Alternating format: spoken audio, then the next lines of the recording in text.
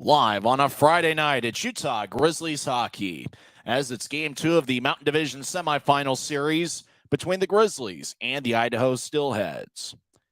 Hi, everybody. I'm Tyson Whiting here with Guy Chiarenza. Utah won 3-0 on Wednesday night in Game 1 as Trent Miner had a 43-save shutout, and the Rooster, Jordan Martell, had 1 goal and 1 assist. Dakota Raby and Kyle Betts each added a goal, and even though Idaho outshot Utah 43-24, it was the Grizzlies that came out on top. It's going to be interesting to see how Game 2 transpires as we're sitting here in the lobby at Maverik Center, and the Grizzlies are over at Idaho Central Arena. Both teams are warming up right now. The Grizzlies are going to be in the white jerseys. Idaho is wearing a blue jersey tonight. In Game 1, they wore black. It'll be interesting to see what happens in Game 2. After all, Game 1 on Wednesday night is the 4th straight playoff series where the Grizzlies won the first game. We'll see what happens here in Game 2 as Utah really has played good hockey as of late. And in particular, Trent Miner has been outstanding in net as he has 2 straight shutouts. Last game of the regular season on April 15th, the Grizzlies clinched a playoff spot as Trent Miner had a 31-save shutout. And on Wednesday night, he was a brick wall against the Idaho Steelheads. It's not the first good game that Miner has had against Idaho as he had 3 shutouts against the Steelheads in the 2021-22 season. So it should be a lot of fun here tonight. And remember, it is a 2-3-2 format. It's the second and final game in Boise before both teams head to Maverik Center. There'll be 4 days off between games 2 and 3. And game 3 will be on Wednesday night, April 26th at 7:10. Get your tickets to UtahGrizzlies.com. Game 4 on Friday will be at 7:10 as well. That's going to be at Maverik Center. If necessary, Game 5 will be on Saturday night. Remember, tickets for that Saturday game will not go on sale until we know for sure that there will be a Game 5 on Saturday. Grizzlies would like for there not to be a game on Saturday because that'd mean the Grizzlies would have a 4-game sweep and would advance to the second round.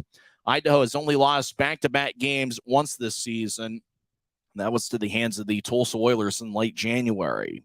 For the Grizzlies, they have played well at Idaho Central Arena. They went 3-6-1 in the regular year Idaho Central Arena. And you could say, well, that's not necessarily a great mark. But do remember that the rest of the league went 25-1 at Idaho Central Arena against the Steelheads. So, it's a very tough place to win, but the Grizzlies have had some success over in Boise. So the Grizzlies will have Trent Miner in net once again. He'll be going up against Idaho's Adam Scheel. And it's going to be a fun one here tonight. Face-off will be at about 7:10. And when we come back to the Utah Grizzlies pregame report, we'll talk with Guy Chiarenza and get his thoughts on things, and we'll go over the lineup for both teams.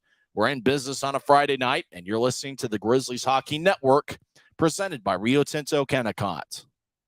Maverik's new bean-to-cup machines always deliver a freshly ground cup of coffee on demand, so you can enjoy any of our premium roasts at their best, day or night, hot or iced. Enjoy a fresh cup today. When you pay with the Nitro card at Maverik, you always save 10 cents or more on fuel every gallon, every day. And you could save a whole lot more thanks to Nitro Best Price. Pick up a Nitro card and upgrade your Adventure Club account today.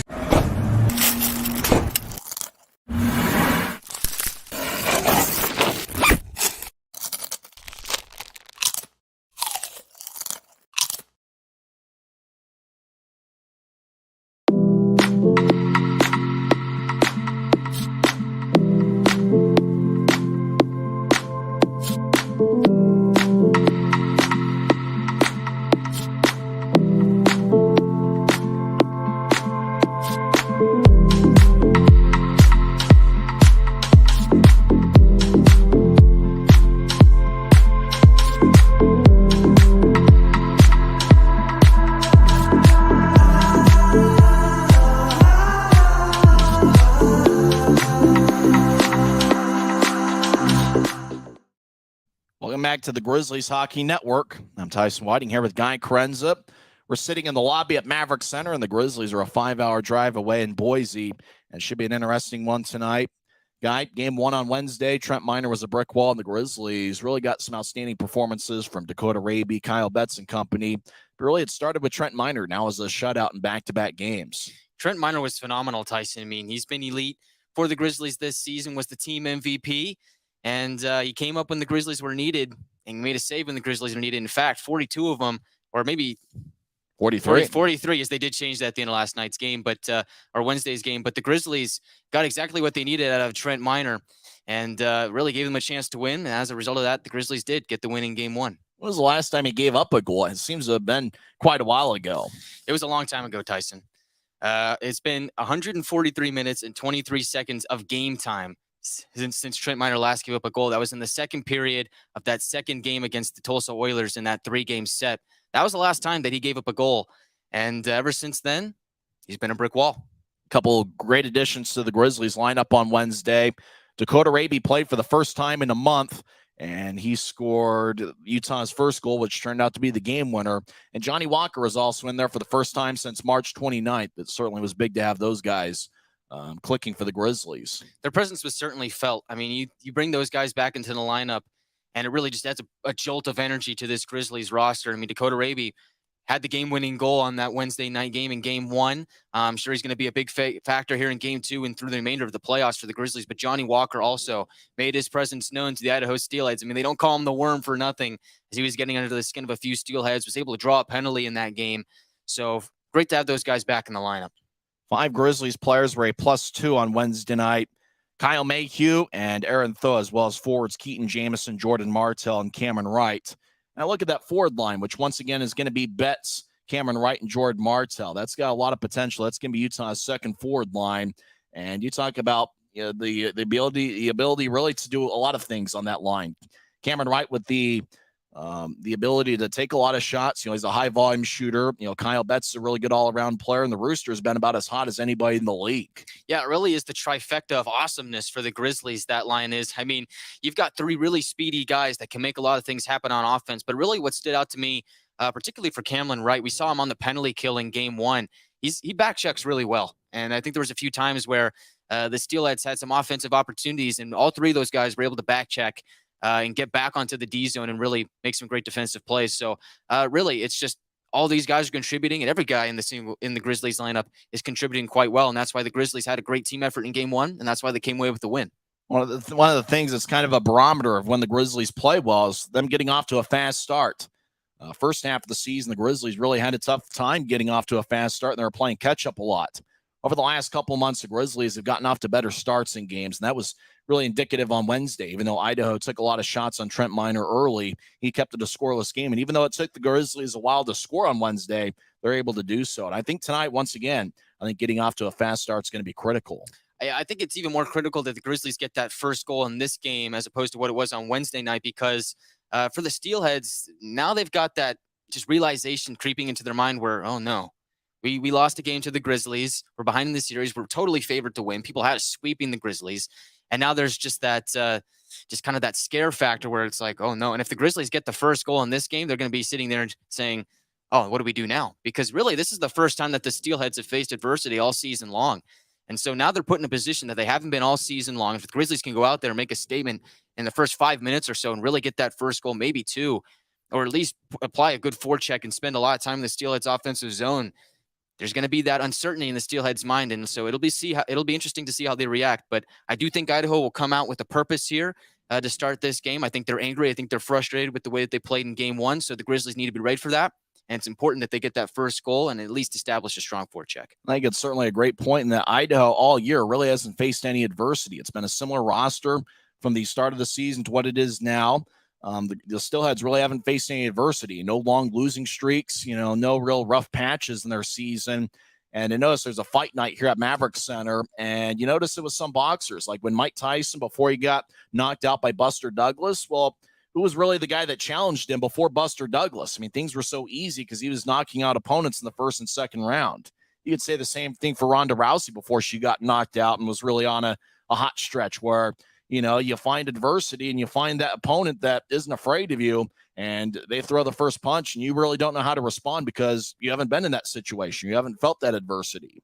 The Grizzlies felt that all year long, and it felt like the Grizzlies playoff run didn't start here this week. It didn't start against Tulsa last week. It felt like the Grizzlies have been playing playoff-type games for the past month because if the Grizzlies didn't play well over the last 9 regular season games, going up with a record of 6-2-1 in their last 9, they wouldn't be in the postseason. They needed all 3 victories against Tulsa, and they were able to come through. For Idaho, I mean, how much adversity have they really faced this season? this has got to be the first real test for them all year.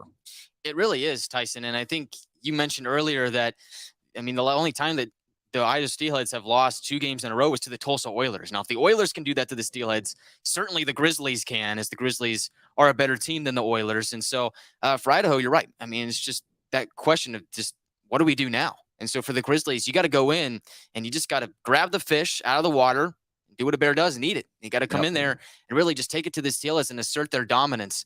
And so I think it's important that the Grizzlies establish themselves in the early shifts of this game, but it's going to be interesting to see because I definitely think that Idaho's going to rear their heads. They're going to come out in this game and they're going to give the Grizzlies everything they've got. And you're right. The Grizzlies have faced a ton of adversity this season.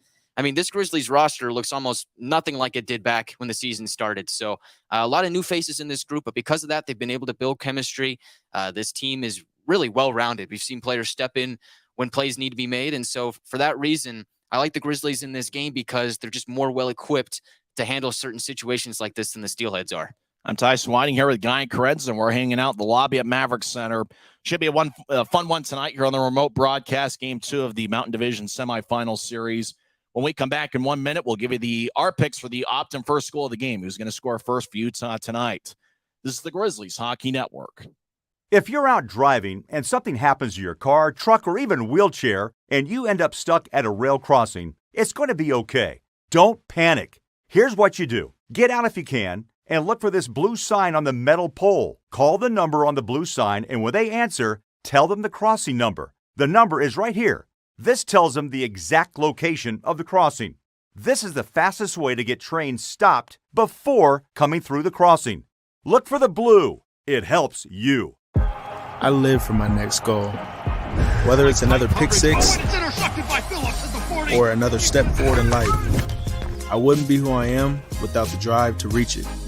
And I wouldn't be where I am without my team. Everyone on and off the field who supports me and believes in my dreams as much as I do.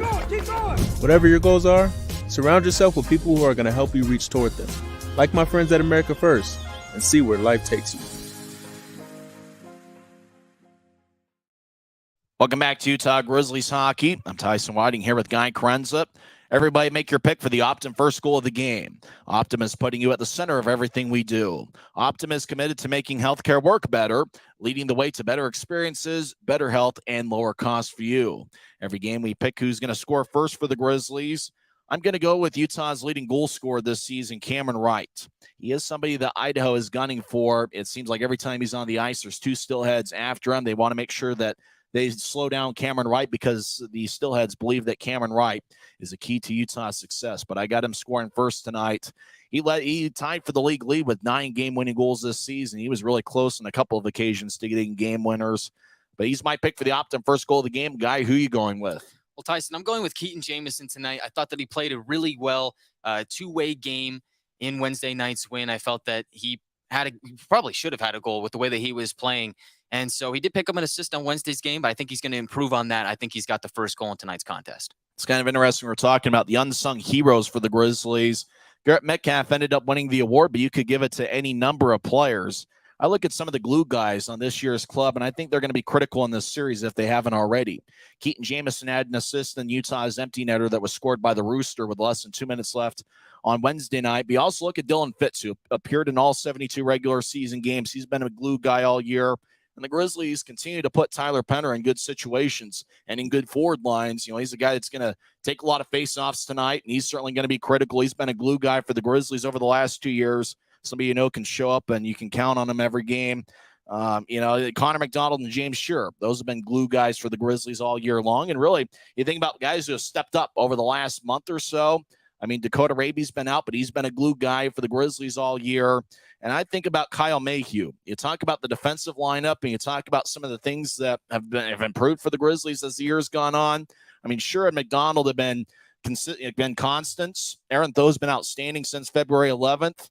But really, you think about getting Kyle Mayhew and Luke Martin, getting those 2 defensemen certainly anchor things for the Grizzlies. Oh, no doubt about it, Tyson. I mean, really, you look at the additions to this defensive group as the season's gone on. I mean, you just add so much depth. And you didn't even mention Corey Thomas, which is a guy that I think has played really well when he's been in the lineup, as he has had a few issues with injuries this season, but he's back out there for the Grizzlies. And I really think ever since Corey Thomas came back, that was when the defense group really started to gel, where you have all those pieces. You got Mayhew, Martin, of course, the two locks and Shearer and McDonald. You've got all those guys coming together. Aaron Tho plays the Wichita Thunder, turns into prime Bobby Orr. He's been really good defensively ever since. But he's also known to cheat up and play offensively as well. So, I mean, you add all those guys into a really good defensive core, and it seems like they've got great chemistry with each other. And that's exactly what you need on defense. You need a defense that really can communicate with each other, keep the puck out of your own net, and also take some chances offensively. And that's what the Grizzlies have right now. If you're watching on Flow Sports right now, that's what Cam McGuire is wearing. I'm wearing just a normal looking thing. Can you imagine wearing something like that? That'd be pretty odd. He's in there with the Slewfoot captain, Jefferson Dahl, the former Idaho Steelhead, the Slewfoot King. Face-offs in about 10 minutes from now. You mentioned getting off to a fast start. And on Wednesday, it was a pretty neutral first period. And I think for the Grizzlies, even though Idaho outshot them by a wide margin, especially in that first period, 15-8 was the advantage. I think for the Grizzlies, you even up the first period, I think that's a victory. I think Idaho is going to want to come out and set the tone early. I think that first 10 minutes are certainly going to be critical for the Grizzlies. I agree, Tyson. I really think that a similar situation to what we saw on Wednesday, where you go 30 minutes without a goal, it does benefit the Grizzlies, but I really feel like tonight it's important that the Grizzlies get at least a goal in the first period. And I think they have to get the first one, because I really think that it's imperative that the Grizzlies put that sense of doubt in the Steelheads' minds. I mean, they're wearing their blue jerseys here tonight instead of their black ones. They wore their black ones on Wednesday. To me, that just screams, oh, we're superstitious. We got to change our jerseys because we lost in the black ones on Wednesday. Yeah, it had to have been the black jerseys that, whether. So to me, it seems like Idaho is trying to pull out all the stops. There's already that sense of doubt in their minds. If the Grizzlies can go out and get that first one, oh man, I think the doubt would really creep into the Steelheads' minds. So I really think that the Grizzlies need to come out and set the tone early. And hey, if you can't get that first goal in the first period, at least set a physical presence to know let the Steelheads know that game one was not a fluke and the Grizzlies are here to play. Or they just wear their blues on Fridays. Now, Cam McGuire won the league broadcaster of the year last year. I think maybe we need to wear that similar thing. That could end up getting us the award. Maybe that's what we need to do, is just wear some outrageous outfit on Wednesday night for game 3. Maybe that's what we're going to do. We're going to eat fish before the game. We're going to eat fish during the game. And you know what? We're going to dress outrageous. And that might be just what gets us that broadcaster of the year award. Yeah, we're not going to throw the fish. We're going to eat them. Yeah, we're going to eat them. Because bears eat fish. Yep. And yeah, we're going to get some bear costumes. And we're going to hang out in section 114, and we're going to look good. We're going to look cool. We're going to look real classy, and we're going to win that broadcaster of the year award, because wearing a costume will get you the award. And we'll also bring Grisby along. It could be a 3-man unit. You, me, and Grisby. It'll be a lot of fun. Face off a few minutes from now over at Idaho Central Arena. When we come back, we'll give you the lineups for both teams. This is the Grizzlies Hockey Network. When you pay with the Nitro card at Maverik, you always save 10 cents or more on fuel every gallon, every day. And you could save a whole lot more thanks to Nitro Best Price. Pick up a Nitro card and upgrade your Adventure Club account today.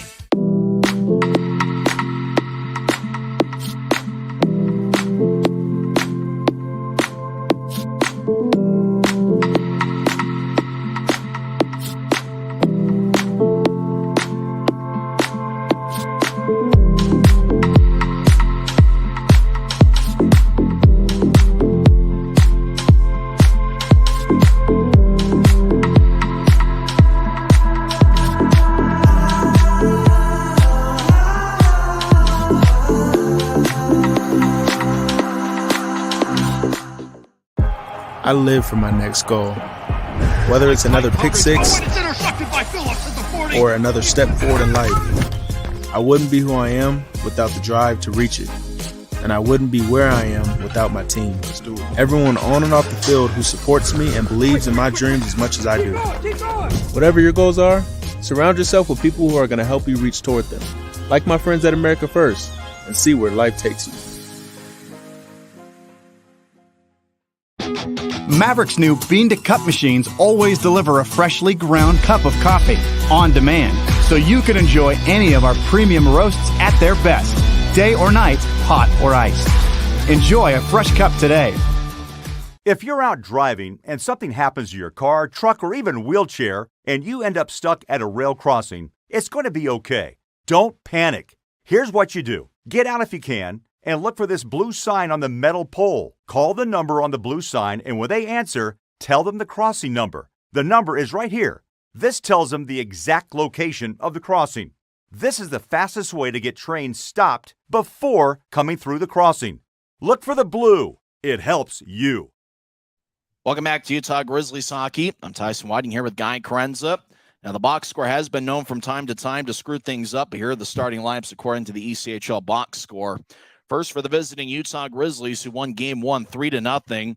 Utah went 4-13-1 against Idaho this year, but they did win 4 games against Idaho, 3 in the regular season and 1 in Game 1. Idaho has lost 5 times overall at home this season, 4 in the regular season and 1 in the postseason.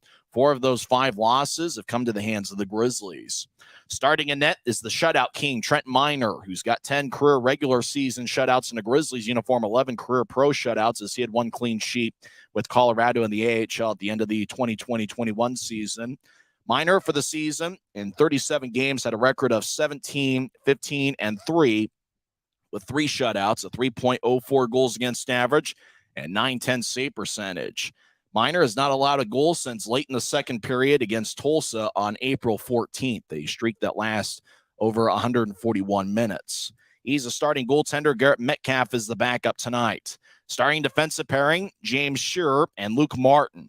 Martin last season was part of the league's all-rookie team, while James Shearer this season was really a key contributor. 6 goals and 17 assists in 54 games. He was a +4, and it's really what he does away from the puck and what he does as a pure defenseman that's outstanding. And he's going to be key to the Grizzlies lineup here tonight. The starting defensemen once again are Shearer and Martin. The other defensemen we're expected to see include Corey Thomas, a former Steelhead. He'll be paired up with the captain Connor McDonald. Aaron Tho and Kyle Mayhew are the third-line defensive pairing. You'll see him on the screen on Flow Sports. Starting forwards will be Cameron Wright, along with Jordan Martell and Kyle Betts. At the top forward line is 3 Utes, WHL alums, Brandon Cutler, along with Nolan Ritchie and Taryn Pfizer. Cutler and Pfizer were teammates in the WHL with the Victoria Royals, and Nolan Ritchie just completed an outstanding WHL career with the Brandon Wheat Kings, where he averaged exactly 1 point a game. We'll also see they are now showing the Idaho lineup on Flow Sports, but on the Grizzlies lineup, the third line forwards are going to be Tyler Penner, the Iron Man, who's appeared in every game for the Grizzlies since the start of the 2021-22 season. And he will be in there along with Dakota Raby, who played for the first time in a month. He played on March 19th and got injured against the Allen Americans, missed a month. He came back on Wednesday, and he scored Utah's first goal. It turned out to be the game winner, 16:07 into the second period. And Johnny Walker's also on that third line forward. Walker was a key contributor this season when healthy, played his college hockey at Arizona State University. Walker this season in 33 games had 12 goals and 6 assists. We'll also see Keaton Jamison and Dylan Fitz in there. Jamison had 1 assist on Wednesday night, and that was an assist on Jordan Martell's empty net goal late in regulation. And Dylan Fitz finished 4th on the Grizzlies with 17 goals this season. Fitz and Penner were the only 2 Grizzlies to appear in all 72 games. So that's the starters for the Grizzlies. It's going to be Wright, Martell, and Betts. The starting defensive pairing is James Shearer and Luke Martin. Starting in net for the Idaho Steelheads is Adam Scheel. Scheel was second team all-league this season. In 37 games, he had a record of 28, 8, and 1 with 5 shutouts, a 1.97 goals against average, and a .932 save percentage. Starting defensive pairing for Idaho is Matt Register and Dawson Bardo. Register finished 5th in the MVP balloting this season that was won earlier today by Allen's Hank Crone. Starting forwards, Justin Misiak, the cousin of former Grizzly forward Ryan Misiak. Watch out for Misiak. He's got a ton of speed. He'll be out there with Jade Miller as well as Zach Walker. One change to the Idaho lineup tonight. Jack Becker has been removed and replaced by Zane Franklin as a forward for Idaho. Otherwise, it's the same lineup for the Steelheads, and the Grizzlies are rolling with the same 17 skaters that they had on Wednesday night. When we come back in 1 minute, we'll have face-off over at Idaho Central Arena as Guy and I are hanging out in the lobby at Maverik Center. It's Game 2 of the Mountain Division semifinals between the Grizzlies and the Steelheads, and face-off is coming up next on the Grizzlies Hockey Network.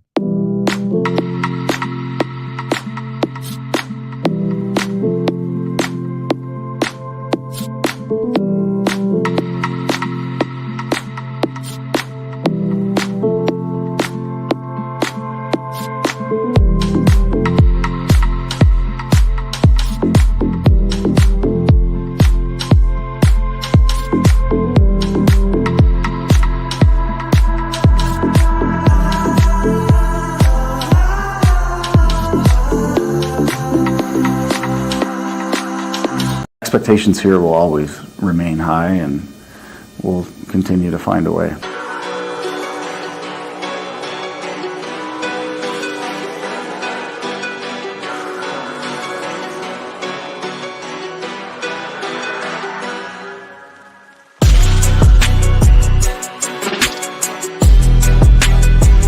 Guys put together a lot of good games, you know.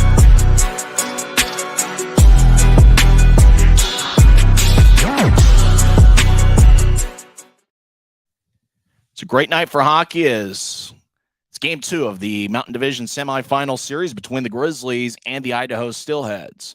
I'm Tyson Whiting here with Guy Chiarenza. Utah has won the first game in 4 straight playoff series, and I got a feeling the first 10 minutes are going to be critical tonight because Idaho is going to come out steaming after being shut out for the first time all season on Wednesday. Yeah, Tyson, it's huge. And you talked about Keaton Jamison and Tyler Penner, 2 guys that have done a really great job of winning faceoffs. Faceoffs are going to be critical in this game. The Grizzlies need to win those because I think whoever has possession more than the other team in the course of this game, that's the team that's going to win here tonight. And the Grizzlies just need to go out, establish a strong forecheck, and get that first goal of the game. And I think it'd be great if they could do it in the first 5 minutes. Trent Miner has shut out Idaho 4 times. He had 3 clean sheets against the Steelheads in the 2021-22 season, and he had a 43-save shutout on Wednesday night. For Idaho, Adam Scheel was outstanding all season long. He had a pretty good performance on Wednesday night, stopping 22 of 24. The third goal Utah scored was on an empty net. Idaho's wearing a blue jersey with white numbers, white lettering in the back, and a little bit of black mixed in. And the Grizzlies are wearing a white jersey with black numbers and professional green trim. 2 referees tonight, Rocco Stakoviak and Tatu Kunto. The linesmen are Scott DeBaugh and Eric Landquist. Jade Miller take the draw against Kyle Betts. And the faceoff won by Miller, and we're underway as Idaho will throw it towards the far side. They escape from right to left in the first period. Grizzlies from left to right. Smart moves it ahead. It goes towards center ice where Matt Register gets it. He'll feed it across to Bardo. Now to center ice, Zach Walker gets pushed. Walker was the 3rd star on Wednesday for some reason. As Idaho dumps it in, chasing after it's Luke Martin, no icing. As we're about 30 seconds into the contest, Grizzlies ship it towards Cameron Wright, who's behind Utah's net. He'll skate towards the near side. Wright gets to center ice, and he'll lift it in. Wright led the Grizzlies with 29 goals and 63 points this season as Idaho makes their first line change of the game, 45 seconds in. Puck towards the near side. Nolan Ritchie keeps in right point. He'll dump it into the far corner. It's taken by Bardo, who will feed it back towards Matt Register. He tried to clear the zone, and he couldn't. Now A.J. White, still deep in the Steelhead zone, will throw it towards the near wing boards. And taking it's Ryan Domowski. He'll drop it back off for Register. We'll get to neutralize. Register crosses center. He gets around Pfizer and dumps it in. Yes, Pfizer back. He played in game 1. He didn't miss the game after taking a skate to the face. Puck towards the far wing boards. Idaho in the high slot as Wade Murphy with a righty shot. And it gets redirected. It stays in play. 2-on-2. Grizzlies cross center ice. And they dump it in as Casey Johnson gets it. He'll tap it out to center ice. Puck goes to center and goes deep in the Grizzlies zone. Miner out of his net and plays it behind it as it goes to Keaton Jamison. It kicks off him as Idaho's Colton Keller feeds it to the near corner. Everybody in the Grizzlies zone as they tap it up top for Johnson, who gets it to Justin Ducharme. He loses the puck in the near circle. Grizzlies tap it to the left point. Johnson keeps it in. He fires a shot that's blocked by McDonald in the near circle. He'll slide it around. Raby towards Johnny Walker.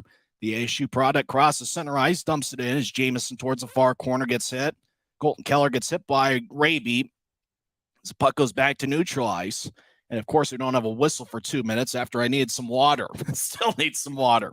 Grizzlies towards the far side as they'll chip it across to Martin. Luke Martin crosses center ice, skates down the middle. Now he skates towards his left as he enters the zone. Martin stops in the point. He feeds it across the crease, and it ricochets off the near wing boards. Pfizer gets blasted along the near glass. Pfizer still keeps his feet. The puck goes past Dylan Fitz out to center ice, and he goes towards the Grizzlies zone where it's taken by James Shearer. He'll skate towards the far side, tapped away. Steelheads, slot, shot. Saved by Miner. The net gets dislodged. We get our first whistle of the game. 17:22 left in the first. Well, that was a dangerous turnover for the Grizzlies in their own zone. You got to be a little bit more careful with the puck. And it was an excellent chance for the Steelheads. So it looks like Shearer was just trying to go across to Fitz, but Steelhead ended up getting a stick on that puck and then create a great scoring opportunity for Idaho. But Trent Miner, like he was in game 1, was able to shut the door. And if the Grizzlies get anything like a game one performance from Trent Miner here today, they got a great chance of winning tonight's game. Everybody make your pick for the Optum first goal of the game. I'm going with Cameron Wright. Guy, who's your pick? I'm going with Keaton Jamison tonight. Should be a fun one here as draws game at neutral ice after the net got dislodged near Trent Miner's net. Penner will take the face-off against Jade Miller. It's won by the Grizzlies, though. Throws to Mayhew. Now to Penner across the center ice, far side. He dumps it in. As the Steelheads skate around their net, skating from right to left as they'll pitching out the center ice. It glides past Zane Franklin and rolls all the way towards Miner. Icing is called. Franklin's one of those guys. He's confronted by Aaron Tho, and now Willie Nerum delivers a hit on Tho after the whistle. Franklin's one of those guys. He's not afraid to mix things up and play physical and be an agitator. Now Tho and Franklin exchange some words. That's exactly what Idaho missed in game one, and that's exactly what Zane Franklin's job is. Willie Nerum might get a penalty. He hit Aaron Tho, but it looks like Nerum's going to skate towards the bench instead of the penalty box. The two referees are talking things over. Play had stopped. And then Franklin cut in front of Tho. Tho had some words with Franklin. Franklin said something, and then Nerum hit Tho. And then the linesman, Scott DeBoss, said, easy, big guy. Let's go back to the other end. So it looks like the draw is going to be at center ice. We're going to skate 5-on-5, but early on we see some physical play. Yeah, I think that's going to set the tone for the remainder of this game and the remainder of the series. Interesting to see what the Grizzlies' response to that will be. Draw is going to be at center ice. Betts will take it. 17:08 left in the first. Still early on, so sit back and enjoy this one as Idaho dumps it in game two of the playoffs. As the Grizzlies chase after it, Shearer glides it towards the near wing boards. Action in the Grizzlies zone. As Nerum throws it around, Luke Martin behind the net, chips towards the near side. It's taken by Kudla. Will feed it towards the near side. As Jade Miller, near side, lefty shot goes wide on a tough angle as it glides all the way into the Steelhead zone. Running after it's Owen Hedrick, who is the league's defenseman of the year, across to Kudla, who feeds out to center ice. It goes back deep in the Grizzlies zone as Luke Martin gathers it, wearing number 44. Martin's second full season as a pro will skate towards the Utah blue line. He'll chip a blue line to blue line pass that doesn't connect. Mayhew or make that Martell, and Betts chasing after it. Goes back to Idaho across the center ice. White with a rink-wide pass. It ricochets off the far boards. Wade Murphy spins it around. White to the near side. The Idaho captain fires a centering pass. Domowski with a backhand shot and goes wide. As Grizzlies will tap it towards their blue line. Now across as Utah crosses center. Betts dumps it in. Betts has been outstanding since joining the Grizzlies last week after spending all the year with Belleville in the AHL. Idaho towards neutral ice 4 minutes in. As Bardo dumps it in from just outside the Utah blue line. Wade Murphy chases after it. He gets poked away by Pfizer. Now Utah chips it ahead. Corey Thomas towards Ritchie. Now Pfizer crosses center ice down the middle. He'll glide a left wing pass to Cutler. Skates towards the left circle. Take a lefty shot. Saved by Shield. And he holds on 15-22 left in the first. Still no score, but it looks like the Grizzlies doing a good job in the transition game. Yeah, Brandon Cutler right there shooting from his office. Really great shot from Brandon, but as we learned in game one, you got to get a little creative to beat a guy like Adam Shield. Had a great regular season, and so it's going to be those tips out in front. You got to screen him. That's the way you beat Adam Shield. A great look for Cutler. And you got to get traffic out in front of the net. Draws on the far side, and it's won by Idaho as we're still early on, no score. As Idaho towards the near side, as Ducharme throws it towards his net. Now the Steelheads cleared out to center as they'll dump it in. They're still in Steelheads territory. No icing as Tho chases after it. He gets hit pretty hard as the puck goes towards the far side. Idaho. Pelton Bice throws it to Ducharme now to the right point. Across to Johnson. He'll take a lefty shot and it's blocked. Grizzlies will cross center ice. 2-on-2. Nolan Ritchie enters from the right side. He'll feed across as Grizzlies from the left side look to center, and it's taken away as Idaho clears it out to center. Though back in his own zone, will pitch it to the far side. It goes towards Cutler. Cutler moves it ahead to Jamison at center ice. He'll cross it from the left wing, dumps it in, but it bounced off of Heiskanen. Now Jamison gets it back and dumps it in. Idaho skates around their net. Jamison to the right side, feeds it to the corner as Heiskanen collides with Johnny Walker. Utah looks to center it out in front, but it bounced off the stick of Jamison. Idaho clears it to center again as we're about 5.5 minutes in, still no score. Martin crosses center ice. He'll backhand it in. Chasing after it's Jamison as well as three Steelheads. Heiskanen will throw it to the far side as Idaho will chip it back towards Heiskanen, and it goes past him as Casey Johnson throws a blue line to blue line pass. It's picked off by Utah. Dakota Raby crosses center ice, wearing number 22. He's got great speed. He gets around Hedrick. He gains the line and gets poked away by Zach Walker as Luke Martin from the right point spins it around. Walker on the far side gets blasted by Walker. Maybe that's why Walker was third star on Wednesday night, as Miner comes well out of his net as Misiak dumped it in, and Miner clears out the center, goes back into the Grizzlies zone, but Utah's in control. 6 minutes in, still no score, as Martin throws it across off the board. Sure will pitch it out of the zone. Cameron Wright chasing after it, but it looks like it's going to be icing on the Grizzlies with 13:53 left in the first. Well, it looks like last night, goals were at a premium, and it looks like goals could be at a premium once again. I think that's going to be the theme of this series, Tyson, just low-scoring affairs. And really for the Grizzlies, you have to find a way to not make those mistakes, because as we've seen time and time again throughout the course of the regular season, when you give up those mistakes, Idaho's going to capitalize them. But it goes the other way. So when Idaho makes a mistake, the Grizzlies need to be ready to pounce. Draw one by the Grizzlies. They're still in their own zone as Cameron Wright skates it out to center ice, and he'll dump it in. Right left wing backhand shot, saved by Shield. And the Idaho netminder holds on. Couple Steelheads push Cameron Wright after the whistle, and Wright just kind of laughs it off as A.J. White going after him. Same with Patrick Cudlup. 13:45 left in the first. No score. We're back in 1 minute on the Grizzlies Hockey Network. If you're out driving and something happens to your car, truck, or even wheelchair, and you end up stuck at a rail crossing, it's going to be okay. Don't panic. Here's what you do. Get out if you can, and look for this blue sign on the metal pole. Call the number on the blue sign, and when they answer, tell them the crossing number. The number is right here. This tells them the exact location of the crossing. This is the fastest way to get trains stopped before coming through the crossing. Look for the blue. It helps you. I live for my next goal. Whether it's another pick six or another step forward in life, I wouldn't be who I am without the drive to reach it. And I wouldn't be where I am without my team. Everyone on and off the field who supports me and believes in my dreams as much as I do. Whatever your goals are, surround yourself with people who are going to help you reach toward them. Like my friends at America First, and see where life takes you. No score from Idaho Central Arena. Guy, what have you seen early on? Well, really, Tyson, like what we saw in Wednesday's game, it's just a chess match to start this first segment of play here in Game 2. Neither team really has an edge so far. Grizzlies win the draw. Martin from the right point will tap it off the right corner. Goes behind Idaho's net. They try to chip it back towards the near side. Idaho collides. Big-time collision. The Martel goes flying as Domowski moves it ahead to Dawson Bardo. Who's got an NHL entry-level deal. He was just reassigned from the AHL. He gets taken away as Martin will bounce it off A.J. White, who gets near the Grizzlies bench. White collides with Wright. Now it goes to the right side as Idaho chips out front towards A.J. White. Great job by Luke Martin cutting off White as the puck glides towards Martin, who covers up. As it looked like the pass went airborne, A.J. White was cutting down the middle, and Luke Martin did a great job intercepting it. Luke Martin does what he does best. I mean, he's always in the right place at the right time, and he brings a lot of skill, a lot of experience in his second stint with the Grizzlies. And so you have a guy like that on the blue line, you can count on him to make those plays and make saves like that for Miner manageable and easy. Draws in the Grizzlies zone. 13:17 left in the first. Ryan Kanaswich directing things to the Grizzlies. His assistant is the Sandy, Utah native, Jared Pike. As a draw won by Idaho, right point. They feed it across the register. He throws it down the middle. Franklin couldn't handle it. Raby skates towards the far side. He gets hit by Willie Nearham. Nearham, a big guy at 6'4", 225. Grizzlies towards the near corner in their own zone. Move it ahead to Fitz. It goes past him and out to center ice. Fitz chasing after it. So is Matt Register. Register gets it deep in the Steelhead zone. Utah skates from left to right here in the first period. Idaho from right to left. As Idaho pitches out to center ice, it bounced off the stick up Ty Pelton Bice, but it collided off his stick in Steelhead's territory. So icing is called on Idaho.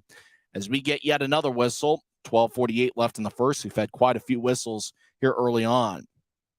This broadcast is presented by Rio Tinto Kennecott, producing premier American copper and proudly celebrating 120 years of operations in the Utah community. Draw on the far side, as Idaho couldn't make a line change. Looks like a good crowd over at Idaho Central Arena. Games 3, 4, and 5 will be at Maverik Center. Game 5 is still if necessary. Don't forget, Game 3 will be on Wednesday night. 6:50 pregame show, 7:10 face-off. Game 4 will be on Friday night. That's going to be 7 days from now. And if necessary, Saturday at Maverik Center will be on April 29th. Grizzlies win the draw. Pfizer chips off to the near boards as goes back to Idaho. The Steelheads will backhand it deep in the Grizzlies zone. Bice chasing after it as he collides with Kyle Mayhew along the end boards. Those skates over there. He knocks down Bice as Utah chips it, still in their own zone. Now they get it out to center as Fitz gets it. Make that Pfizer. Right wing, he dumps it in as Shield behind his net will throw it to the near side. Idaho pitches it out to their blue line. It bounced off a Pfizer stick. Misiak crosses center. He'll throw it to his right.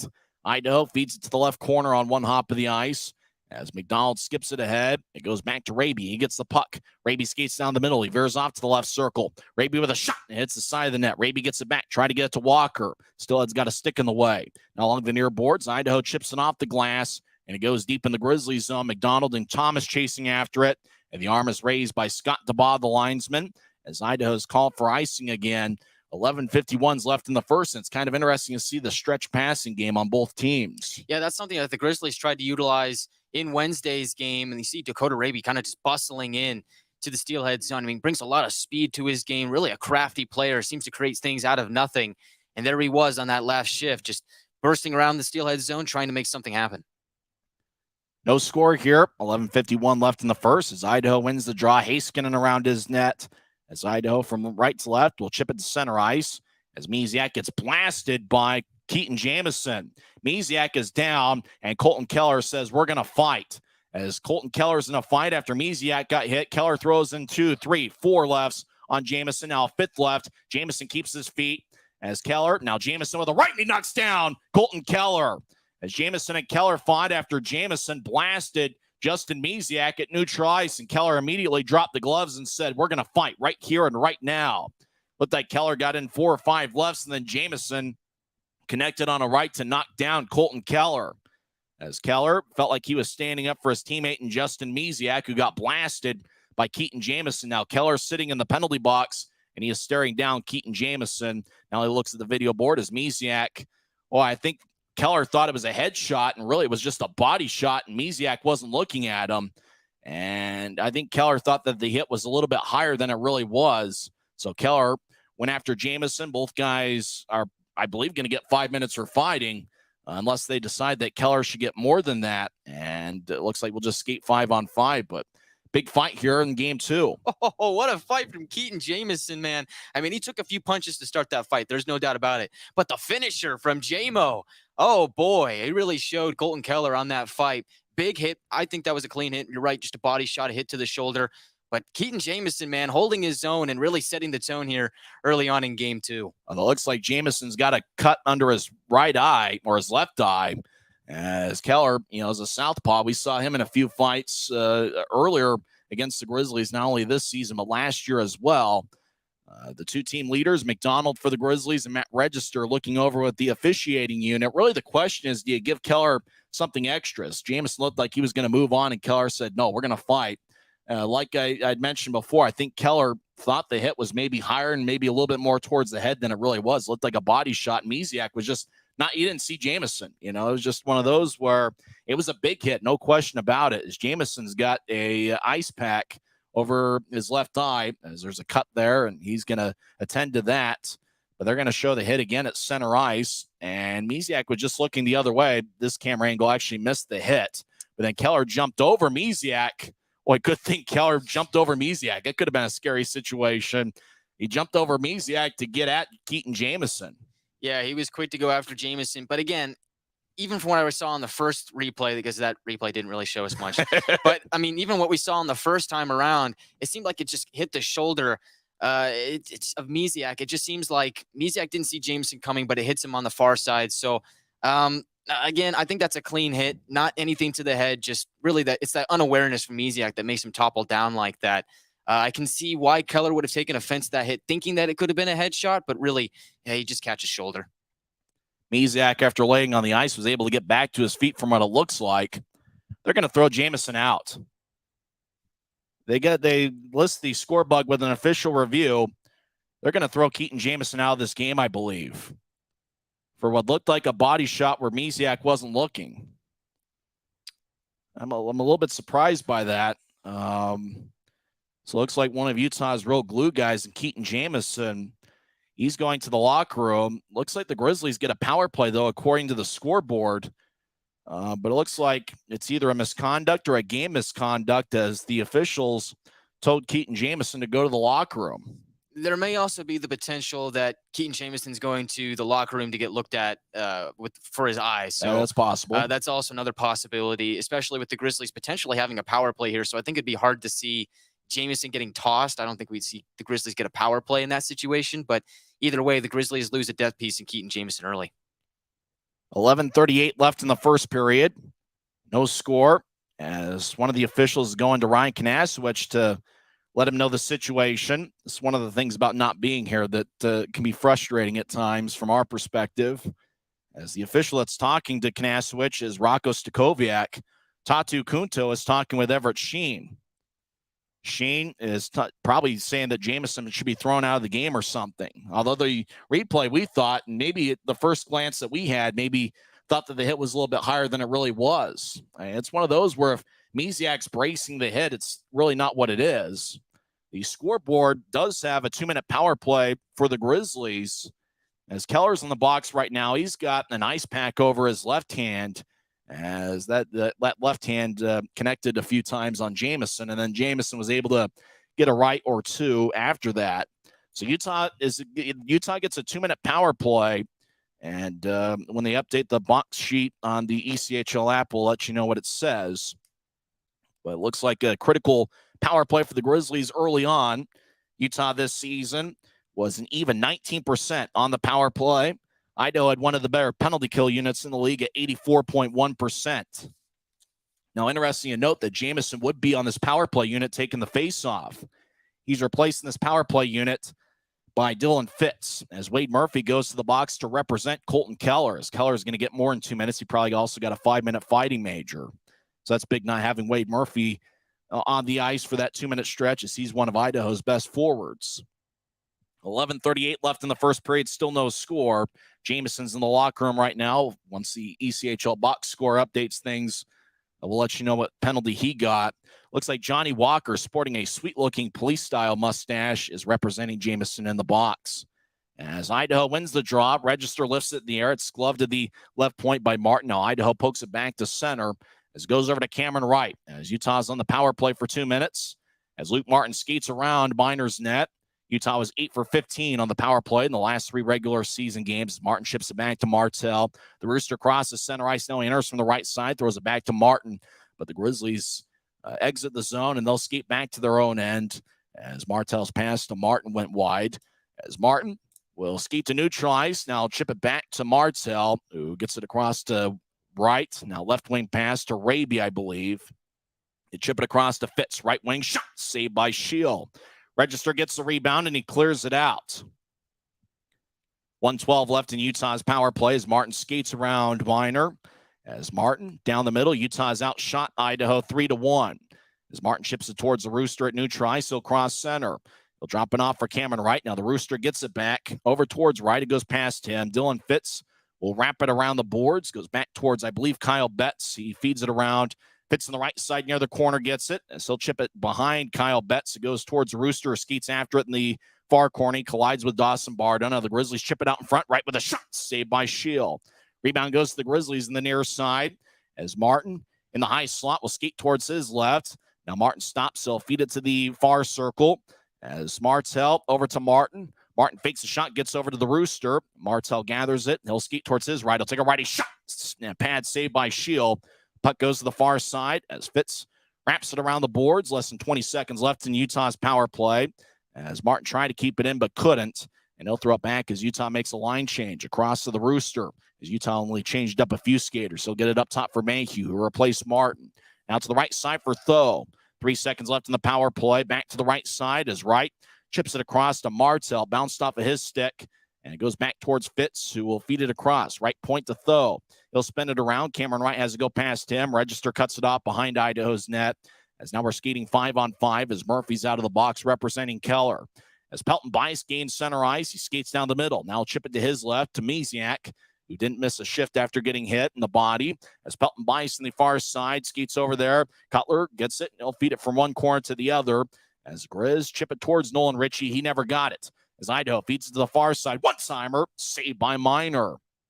And he holds on. 9:04 left in the first period, still no score. It was a successful penalty kill by the Idaho Steelheads. Shots have been pretty close to even. We'll come back in 30 seconds on the Grizzlies Hockey Network. Maverik's new bean-to-cup machines always deliver a freshly ground cup of coffee on demand, so you can enjoy any of our premium roasts at their best, day or night, hot or iced. Enjoy a fresh cup today. When you pay with the Nitro card at Maverik, you always save 10 cents or more on fuel every gallon, every day. And you could save a whole lot more thanks to Nitro Best Price. Pick up a Nitro card and upgrade your Adventure Club account today. Welcome back to Grizzlies Hockey. I'm Tyson Whiting here with Guy Chiarenza. We're sitting in the lobby at Maverik Center. No score over at Idaho Central Arena. What were the penalties on that fight? Well, both Jamison and Keller got 5 minutes for fighting, and Keller got the extra 2 minutes for instigating. And so Jamison did not receive a misconduct. So we imagine that he went to the locker room just to receive a patch up to whatever happened with his eye, as he did take a few shots towards the beginning of that fight. But I got to give credit to J-Mo. He did connect on a big finisher to end that tilt. It looks like Justin Ducharme and Johnny Walker each got matching unsportsmanlike conduct penalties. Although it was Wade Murphy in the box, not Justin Ducharme, serving those penalties. As shots have been pretty close to even tonight. Not many shots here in the first 11 minutes of play. As draw is going to be in the Grizzlies zone. 4 shots for Utah, 2 for Idaho. Here early on, 11 minutes in, Utah wins the draw. They'll throw it out to center ice, and Utah is going to get called for icing as the arm is raised by the linesman. 8:56 left in the first, and it seems to be a stalemate, which was kind of what we had in the first period on Wednesday night. As it just seems like it's going to be tough to get that first goal. Yeah, that's why I feel like that power play opportunity where the Grizzlies didn't capitalize is just a big missed opportunity. After you set the tone with that fight, you really would have loved to put a power play goal home and get that first one.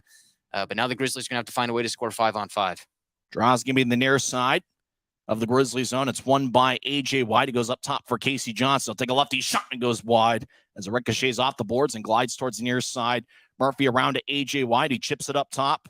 And now it goes to Johnson, the high slot. Take a lefty shot and it goes wide. Idaho tried to sneak it past Miner, and it goes back towards the far corner. Demowski gets up top for Johnson. He'll skate towards the left point. He gets it taken away. Grizzlies cross center. Terran Pfizer gains the line. Right circle. He looked to start. The Cutler passes behind him as it glides towards the far wing boards. Richie chasing after it, but Wade Murphy collides with Richie, and it goes back deeper in the Steelhead zone. Idaho in control. As Casey Johnson behind Adam Shields' net. 8:17 and counting left in the first. Still no score. As Zach Walker on the ice, watch out for him. He's a physical presence as Johnson surveys things behind Shield. Now he'll start the attack as they'll fling it over to the far side. Now Idaho with a rink-wide pass. McDonald knocks down Franklin. Miller gets the puck, and he'll dump it in from the backhand pass as Walker feeds out in front to Franklin. Good job by McDonald cutting him off. Make that Corey Thomas. Good job by Thomas, a former Steelhead, as Utah clears it to center ice.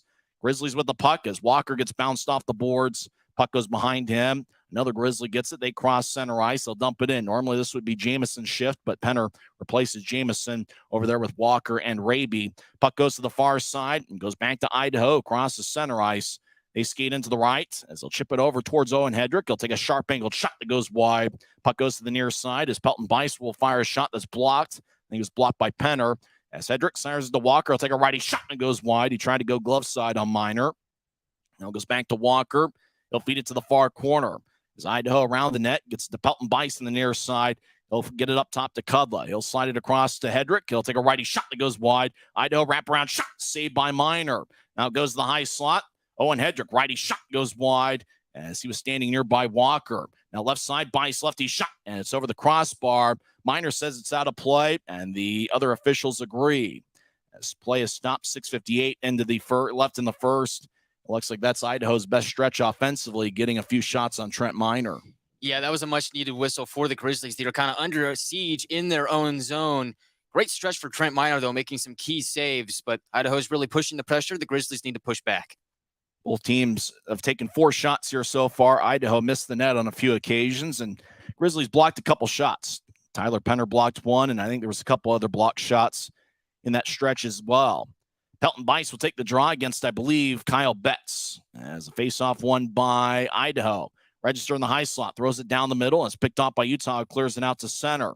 Utah chasing after it in the Steelhead zone as Martell to the right point gets it. They'll feed it back to the corner, but it bounced off the Steelhead, and it goes out of play into Idaho's bench.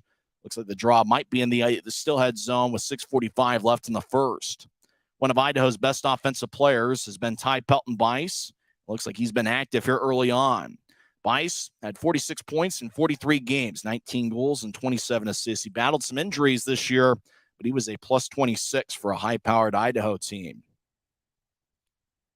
Cameron Wright will take the draw. He's got Kyle Betts to his right and Martell to his left. Up top is Martin and Shearer. Kind of interesting to see Wright take some face-offs here, as Kyle Betts has been known to take quite a few face-offs for Utah over the last 3 or 4 games. Idaho wins the draw. Bardo around his net. As he loses his balance, he gets back to his feet and ships over to the near corner. Betts gets held up by Register, who could be a future Hall of Famer in this league. Martell to the right side over to Wright, trying to get over to Martell in the corner. Register cuts it off. Now Wright from the right wing fires towards net, and it bounces off the Betts stick. As Idaho gets out to center ice, Grizzlies get it back. Shearer chips it ahead. Goes back to Idaho. The Steelheads whip it down the middle, and it gets poked back towards Idaho's bench. Register gets hit. Now Idaho gets out to center ice. They'll carry it into the zone from the far side. Niram gets around a skater. Niram around to the near goal line. He'll chip it across, and it goes wide as it goes past A.J. White. Now Nolan Ritchie gains the line with speed. He'll drop it off for Cutler. He feeds it across off the far wing boards for Pfizer. Pfizer across to Shearer. Right side, lefty shot, and it goes wide. Looked like it was more of a redirection. That he was looking for a pass and a redirection out in front as the puck kicks deep in the Grizzlies zone. 5:45 and counting left in the first, still no score. Shearer's behind Trent Miner. Shearer wearing an A on his sweater, as is Dylan Fitz, and the captain is Connor McDonald. Shearer wearing number 10 will tap it off of A.J. White's stick. Shearer skates to the near side, gets it, and he'll tap it off the boards to center ice. Ritchie gets it poked away at center ice. Idaho dumps it in. As Shearer loses it, Wade Murphy, left side, righty shot, saved by Miner. And Trent holds on, 5:22 left in the first, still no score. Timeout on the ice. We're back in 1 minute on the Grizzlies Hockey Network.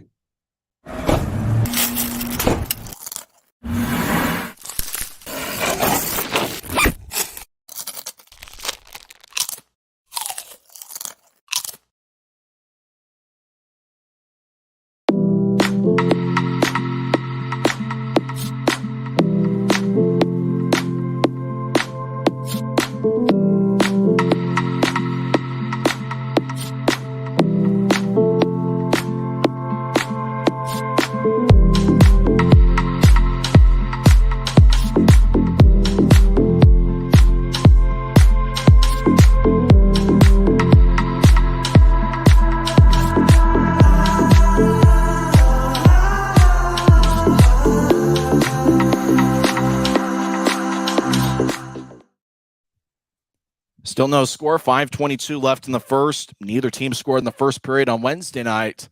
It kind of feels like, though, the last few minutes, Idaho's had the puck in the offensive zone for quite a while, though. Yeah, it does, Tyson. I think the Grizzlies really need to find a way to establish that forecheck once again and just start taking chances in the Idaho zone. But it starts with winning a faceoff here, getting possession, and literally regrouping and getting back on that transition game, something the Grizzlies did really well in Game 1.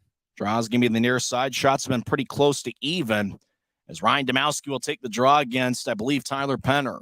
Game 2 of the Mountain Division semifinals. Utah has a 1-0 series lead. Both teams have 4 days off. Game 3 will be on Wednesday night at Maverik Center. Domowski and Tyler Penner will take the draw. Idaho wins it. Murphy shot, and it goes wide. I think Raby might have gotten a piece of it. As Idaho to the right side will chip it towards the point. It stays along the boards. Thomas engulfs the Steelhead. As Raby clears it out, it goes into Idaho's zone. Casey Johnson chases after it. He gets it before Fitz. As Johnson skates around Utah's net, he'll chip it across to the corner that he vacated. Domowski collides with Fitz. Domowski keeps the puck. He had 30 goals this season. He'll chip it across. Now back to Domowski, who gets the Idaho blue line. He'll move it ahead. Left wing over to Misiak. He'll fire it towards the net, and the siren pass goes wide. Idaho didn't get a shooting angle. As it still heads to the far corner, as they'll chip it back towards the point. As Idaho will now skate towards their left, as lefty shot is blocked out in front. That was taken by Domowski. Pass ahead. Dylan Fitz has a glance off his stick. Now he skates over to the right wing. He'll take a shot. Saved by Shield. Shield bobbles it for a second. Now he throws it to the far corner. As Fitz comes off for a change, as Idaho back in their own zone, skating from right to left. 4:23 and counting left in the first. He'll chip it out to center ice for Jade Miller. He collides with Martin. Utah comes up with a puck. Cameron Wright enters from the left wing. He'll look to center to Martell. Martell couldn't handle it as it glides towards the near wing boards.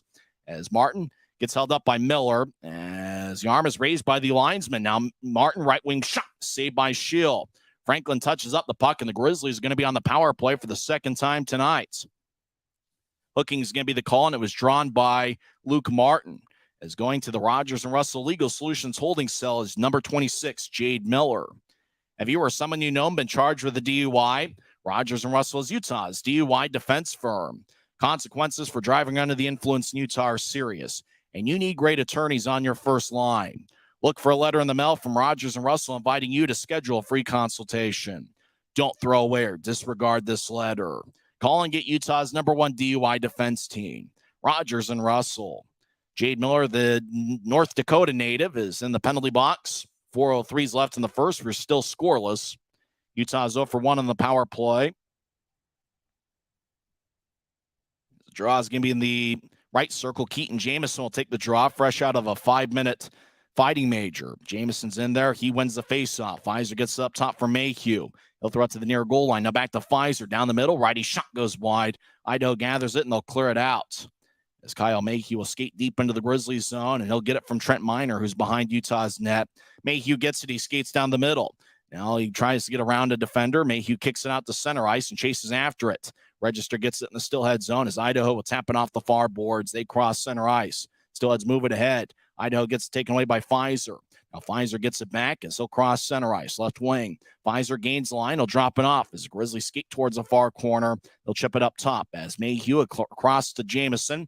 Back up top to Mayhew, the Denver product, native of California. He'll slide to the left side as Utah chips it back to the right as it's taken by Cutler, who will skate towards the right point. Cutler feeds it to the near corner as Grizzlies chipping out in front to Ritchie. He'll take a lefty shot, saved by Shield. Rebound goes to Mayhew, up top to Pfizer. One-timer, he scores! Taryn Pfizer gives Utah a 1-0 lead as he scores on the power play with 3:06 left in the first. Pfizer led the Grizzlies with 12 power play goals this season, and he high-fives everybody on Utah's bench. And what a goal that was, and has to be sweet considering what Taryn Pfizer's gone through over the last week. He is the Optum first goal of the game scorer. Yeah, Taryn Pfizer took a skate up high in that last game against Tulsa. Didn't miss a beat, was in there for game 1. Here he is in game 2 with an absolute snipe from the far circle. Taryn Pfizer makes it 1-0 Grizzlies. As I mentioned before, he led the Grizzlies with 12 power play goals. He was second on the club with 27 goals this season. Utah wins 1-0. It was a power play goal. Grizzlies enter the attack zone again. Left point, lefty shot. And Shield makes the save. Boy, Penner looked to redirect it out in front. The shot was taken from the left point. And you know that old saying, you get one, you get two. That's why after you score a goal, you want to continue to action immediately to try to carry the momentum. There wasn't much time between Pfizer's goal and the Grizzlies on the attack again. Utah wins the draw. Raby lefty shot is saved by Shield. Utah's outshot Idaho 8-5.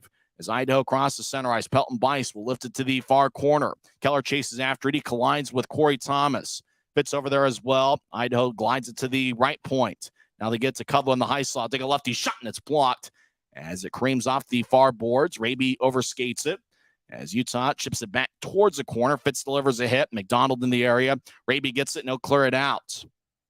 Cutler chases after it. Not enough steam for icing. 2.5 minutes left in the first. Utah leads 1-0. Puck at neutral ice. Ducharme dumps it in as Shearer skates towards the far corner. He'll get it around to Martin. Luke Martin on the near side will tap it to neutral ice. It goes to Kyle Betts, who crosses center. Betts gets around Misiak. Betts will whip it around the boards. It goes to the right corner. Martel collides with a Steelhead. That Steelhead goes down. No call. And it was Zach Walker. He'll move it ahead as Misiak gets around Luke Martin, but the Grizzlies poke it back towards Walker. Zach Walker skates towards the near corner. He'll chip it up top for Johnson, who slides it to the high slot. Haskinen righty shot's blocked as it was blocked by Shearer. Idaho in the far corner gets hit by Shearer again as Zane Franklin delivers a push. Utah comes out with a puck. Grizz cross center, one-on-one. They skate towards the left side as Kyle Betts tried to put a move on Johnson. Johnson poked the puck away. Now another Grizzly gets it. Left wing, Martin shot, saved by Shield. And he holds on, but you saw the Grizzlies, they scored that goal, and they really did a great job keeping that momentum over the last minute. Yeah, they did, Tyson. It started with winning faceoffs. The Grizzlies just getting possession right back after that goal. And really, you're right, continuing to apply that pressure to the Steelheads, who are already reeling. And Tyson, as I said in the pregame, maybe that sense of doubt is creeping into the Steelheads' minds. The Grizzlies have a 1-0 lead, and the Steelheads now are trying to play catch-up. As Guy had mentioned, it might be the first time all season that Idaho has faced any sort of adversity. Utah's outshot Idaho 11-5 off the draw. Lefty shot, saved by Schill, and it collides out of play as Brandon Cutler had to look right off the draw. Good job by Taryn Pfizer and company, as I think Pfizer or Nolan Ritchie took the draw, and Cutler won it. And the Grizzlies really have Idaho on their heels right now. The only thing that could save the Steelheads is the end of the first period. Draw won by Idaho as they clear it out to center. Pfizer chasing after it. He gets the puck in the Grizzly zone. Far side, he'll move it ahead as Grizzlies slide it across to Aaron Tho. He'll throw a pass to center ice. It bounces off a Grizzly and Nolan Ritchie as Idaho re-enters from the far side. Mayhew delivers a hit. Puck goes around Utah's net. So we'll chip it off the near glass. Nolan Ritchie extends it out towards the point. It bounced off a Steelhead as McDonald clears it out to center. Now Utah gets it as Cutler crosses center ice. He'll skeet down the middle. Make that Tho. He'll drop it off as Grizzlies with a lefty shot that goes wide. Ritchie in the area. He'll throw it back to the far side. Less than 1 minute left in the first period. As the Grizzlies towards the left point lose it. Idaho at neutral ice will try to throw it into the Grizzlies zone and fanned on it. Now another Grizzly gets it and they'll dump it in. Well, it's easy to identify players when you're there. As Idaho skates towards the near side as Bardo whips it across to register in the far corner. Back to Bardo. 26 seconds left in the first. They'll toss it out to center ice. It goes past Jamison, everybody deep in the Grizzly zone. Miner out of his net. We'll chip it to the far side for Raby. Raby gets double teamed and he gets smashed. Raby looks like he might be down. He got smashed by two studs. Skating on breakaways, Willie near him. Left side shot. Saved by Miner. Grizzlies lift it out. Raby now gets to his feet as Idaho back in their own end. Chips it out to center ice as Miller bounces it off of Fitz. Now will do it for 20 minutes over at Idaho Central Arena. And hopefully Dakota Raby is okay as he got sandwiched over along the far wing boards by two Steelheads. Well, it's unbelievable. There wasn't anything called there, but it could have been a clean penalty. It looks like they're trying to separate a Steelhead. We know that Idaho's got a few guys that want to play physical. Cameron Wright and Kyle Betts, as well as Brandon Cutler, are begging that a penalty should have been called. It might have just been a clean hit on a sandwich on Raby. Raby was slow to get to his feet, but really the momentum ends for the Grizzlies here with the end of the first period, and it was almost a mercy whistle by the Steelheads as Utah, after Taryn Pfizer scored the power play goal, had Idaho on their heels the rest of the period. When we come back, Guy Chiarenza will quarterback first intermission coverage. And if you're a Grizzlies fan, you have to love how the first 20 minutes went. The Grizzlies outshot the Steelheads by more than a 2-1 margin. And Taryn Pfizer scored a power play goal from the left circle on a one-timer as Utah leads 1-0 after 20 minutes of play. We'll come back in 2 minutes on the Grizzlies Hockey Network. When you pay with the Nitro card at Maverik, you always save 10 cents or more on fuel every gallon, every day. And you could save a whole lot more thanks to Nitro Best Price. Pick up a Nitro card and upgrade your Adventure Club account today.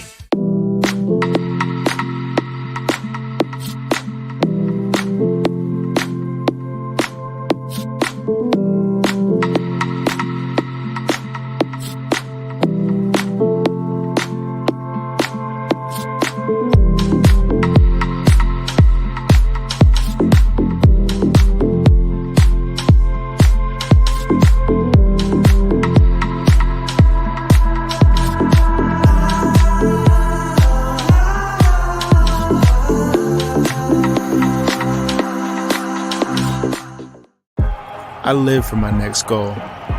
Whether it's another pick six or another step forward in life, I wouldn't be who I am without the drive to reach it. And I wouldn't be where I am without my team. Everyone on and off the field who supports me and believes in my dreams as much as I do. Whatever your goals are, surround yourself with people who are going to help you reach toward them. Like my friends at America First, and see where life takes you. Maverik's new bean-to-cup machines always deliver a freshly ground cup of coffee on demand, so you can enjoy any of our premium roasts at their best, day or night, hot or iced. Enjoy a fresh cup today. If you're out driving and something happens to your car, truck, or even wheelchair, and you end up stuck at a rail crossing, it's going to be okay. Don't panic. Here's what you do. Get out if you can, and look for this blue sign on the metal pole. Call the number on the blue sign, and when they answer, tell them the crossing number. The number is right here. This tells them the exact location of the crossing. This is the fastest way to get trains stopped before coming through the crossing. Look for the blue. It helps you. It's the Grizzlies 1 and the Steelheads nothing after 20 minutes of play over at Idaho Central Arena. It's the Rio Tinto Kennecott first intermission report. I'm Guy Chiarenza alongside Tyson Whiting. We're here doing a remote broadcast at the Maverik Center lobby, and I got to give a big shout out to all those over at Hook and Reel for the watch party. We got a lot of Grizz maniacs over there at our good sponsor, Hook and Reel. And so I know that they're all having a good time. They got to be feeling pretty happy as the Grizzlies have a 1-0 lead after 20 minutes of play, thanks to Trent Miner's first of the postseason on the power play, 16:54 into the first period. Assists come from Kyle Mayhew and Nolan Ritchie. Really great puck movement on that power play. They work it up to the blue line, then get it far circle for Pfizer, who just rips an absolute laser over the shoulder of Adam Scheel. And that's the only goal in this contest so far. Now, what's interesting is the shot count, as at one point, the Idaho Steelheads did have the edge about 5-4. But ever since then, it was all Grizzlies as the Grizzlies end the period with a 12-6 edge in the shot department over the Steelheads. Trent Miner got the start for the Grizzlies in net. He stopped all 6 shots that he's seen. Adam Scheel is the goalie for the Steelheads. He's stopped 11 of 12. Now for Trent Miner, that's big because it's now been 163 minutes and 23 seconds since he last allowed a goal. Last time that goal came against him was in that second game of the 3-game set against the Tulsa Oilers late in the second period of that game. So Trent Miner ever since then has been an absolute brick wall. And we did see a bit of a skirmish earlier on in the first period. And skirmish probably isn't the right word. It was a fight. It was a fight between Jamison and Colton Keller as Jamison hit Misiak in what we believe the shoulder. It doesn't appear that it was a hit to the head as Misiak was able to return to the game. And from the looks that we saw, it seemed like it was just one of those things where Misiak didn't see Jamison coming and Jamison hits him in the shoulder, but Keller took offense to that and he went out and he fought Keaton Jamison. And so Jamison went to the locker room to receive a patch up.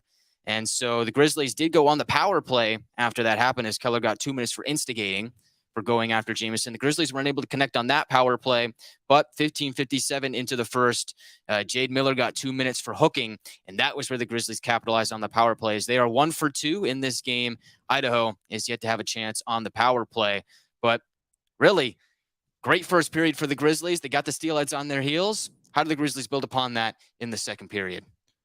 I mean, really, you talk about the momentum they had not only when they scored that goal, but after that. I mean, the Grizzlies, it seemed like the puck dropped pretty quickly after Utah's goal, and it seemed like the Grizzlies were able to carry that momentum over the next 2 minutes after the goal. They took a shot pretty quickly on Adam Scheel and just kind of responded and kind of stayed that way throughout the period. You think about play getting physical. You knew game 2 was going to be more physical than game 1 was. They showed the hit on Misiak.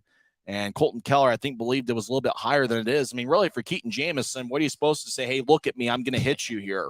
It's just one of those things that happens. I mean, you talk about a hockey rink. There's no out of bounds. There's nowhere to run. There's nowhere to hide.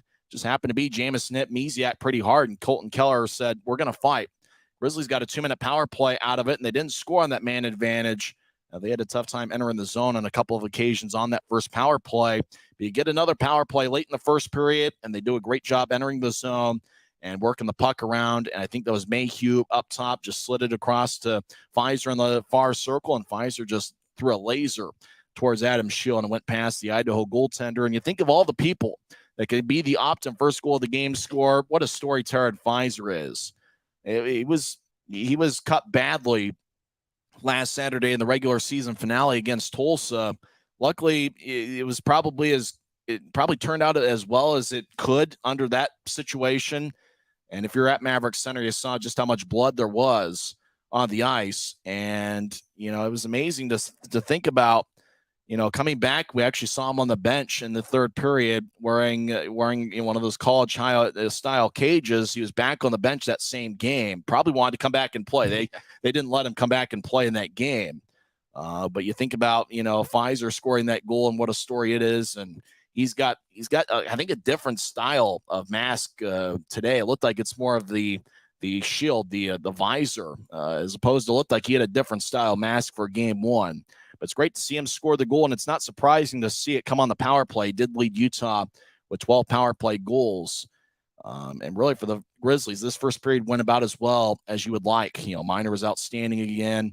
And, I think for Utah, you just got to make sure you play a smart game. You don't want to take any lazy penalties. You don't want to take any dumb penalties because Idaho does have one of the best power plays in the league. And if the Grizzlies can play a smart second period, get a lead after 2, and then find a way to get to that insurance goal like they did about 2 minutes into the third period on Wednesday, get another insurance goal here tonight, it's going to end up being another good night to be a Grizzly. I think the most important part about that first period was the Grizzlies got that first goal on the power play, and that's an Idaho penalty kill unit that is really good. Finished third in the entire league at about 84% in the regular season. So a darn good unit that the Grizzlies scored on here today. And they were able to take that goal and build off the momentum that they got from that goal. And really, you're right. It was a mercy whistle for the Steelheads at the end of the first. They really needed that one as the Grizzlies had them on their heels. And so I think that just speaks volumes about the kind of team that the Grizzlies have here. It's just they're able to come out, play pretty much a flawless first period like they did in Wednesday's game, really mistake-free hockey, making smart decisions, and really just being patient. I mean, a lot of teams throughout the league, especially these younger teams, the Grizzlies are a pretty young team, all things considered. These teams will kind of just get a little impatient, and then that's when you start making mistakes, but not this Grizzlies team. I mean, they were patient, they waited for their opportunities, and they got it on the power play, and that's when they were able to make magic happen. So really a smart first period by the Grizzlies, really smart game 1 from the Grizzlies, and they carry that over here into game 2. So if they're able to do that in the second and third period, we got a game here, Tyson.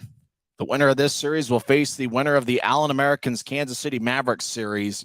That set is tied 1 game apiece. I think game 3 is going to be on Monday in Kansas City, and then games 4 through 7, if necessary, are going to be at Allen at Credit Union of Texas Event Center. So it's kind of interesting that the first 3 games of that series are in Kansas City, and then 4 straight potentially in Allen, games 4 through 7. And that looks like the type of series that could go all 7.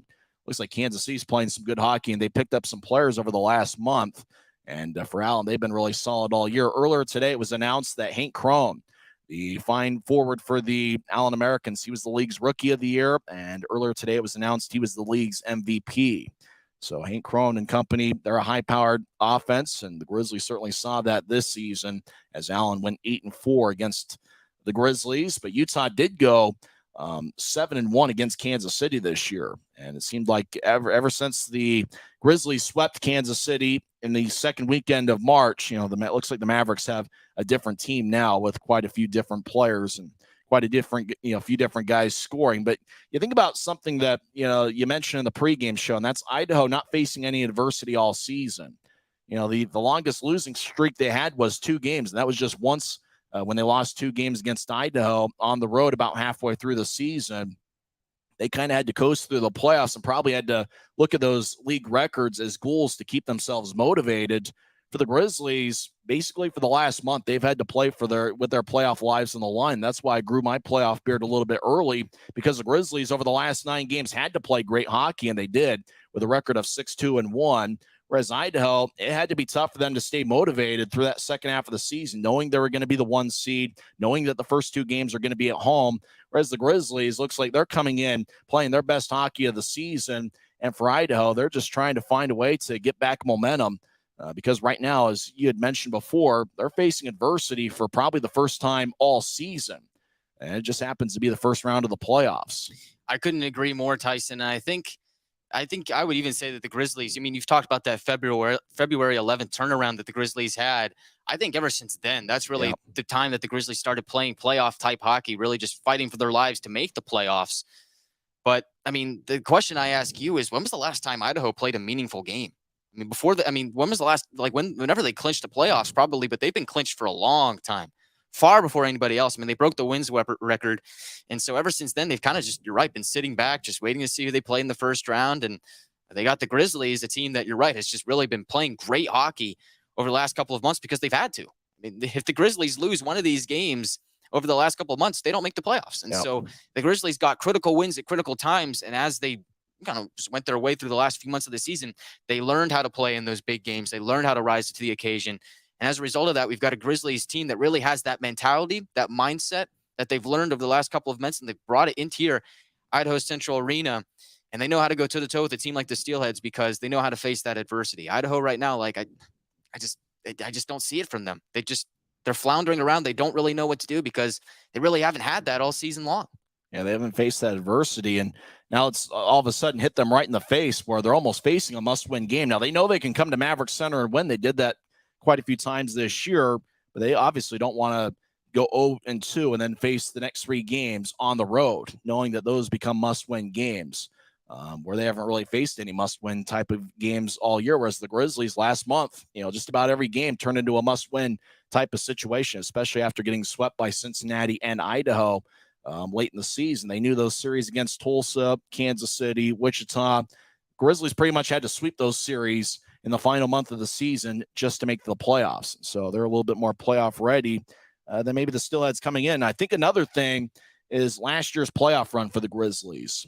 There is some key postseason experience that was gained by guys like Kyle Betts and Taryn Fizer, Zach Sekos. And for a lot of those guys, and for Betts, Fizer, and Sekos, that was their first taste of pro hockey, was that playoff run.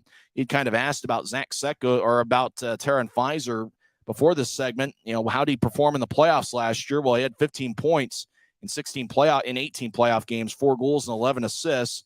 Kyle Betts had a good playoff run last year. And even though Betts spent most of the year in the AHL with Belleville, that just means that, he played in 40 games and he was in practice all year with Belleville, working and playing with AHL players and playing against AHL players.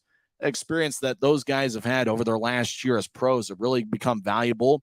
And you get to a situation like this, playing against Idaho's not necessarily a big deal to them because they've been in big games, played against good players, and they know how to handle themselves. I agree. And it really was those depth signings, those players out of college that the Grizzlies made last season. That was a big reason as to why they went to the Western Conference Final. I mean, these players rose up to the occasion, really had to learn quick and on the fly, adapt to that pro game. And you're right, those guys really did that for the Grizzlies. I mean, look at the guys that they signed this year. Yep. Kyle Mayhew, Nolan Ritchie, they got a point here in tonight's game. So already those college signings that the Grizzlies made this season are making an impact. It's just, we got to give a lot of credit to Kanaswich and Pike for really finding these guys and adding them to the Grizzlies lineup, because I don't think without these guys, the Grizzlies aren't here. And also some food for thought. The Steelheads didn't make the playoffs last season. Yeah. And they didn't play in the COVID shortened year in that campaign. So really, this is their first taste of playoff hockey in a while. Now, they do have guys on their roster that have playoff experience, but there's a big gap for the Steelheads. And you mentioned the Grizzlies going to the Western Conference Final, having that experience, being able to play in games like this.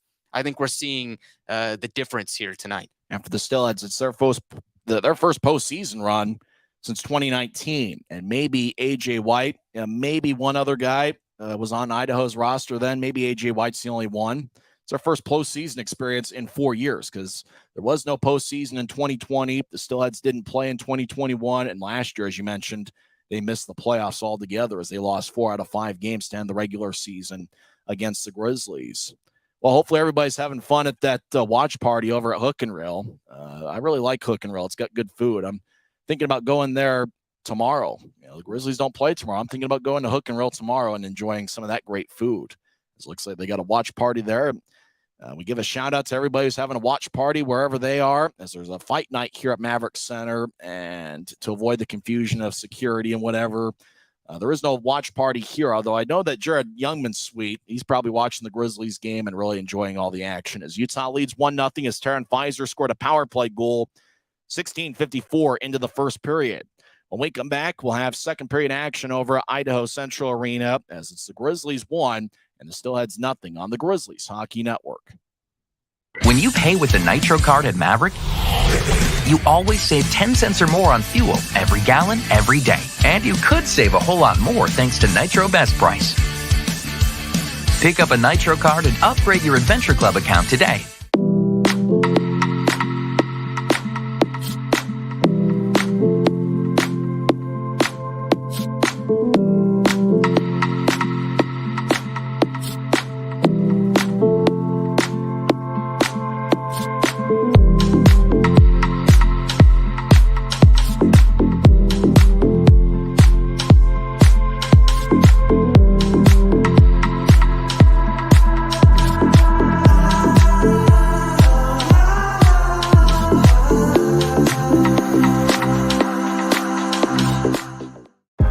I live for my next goal.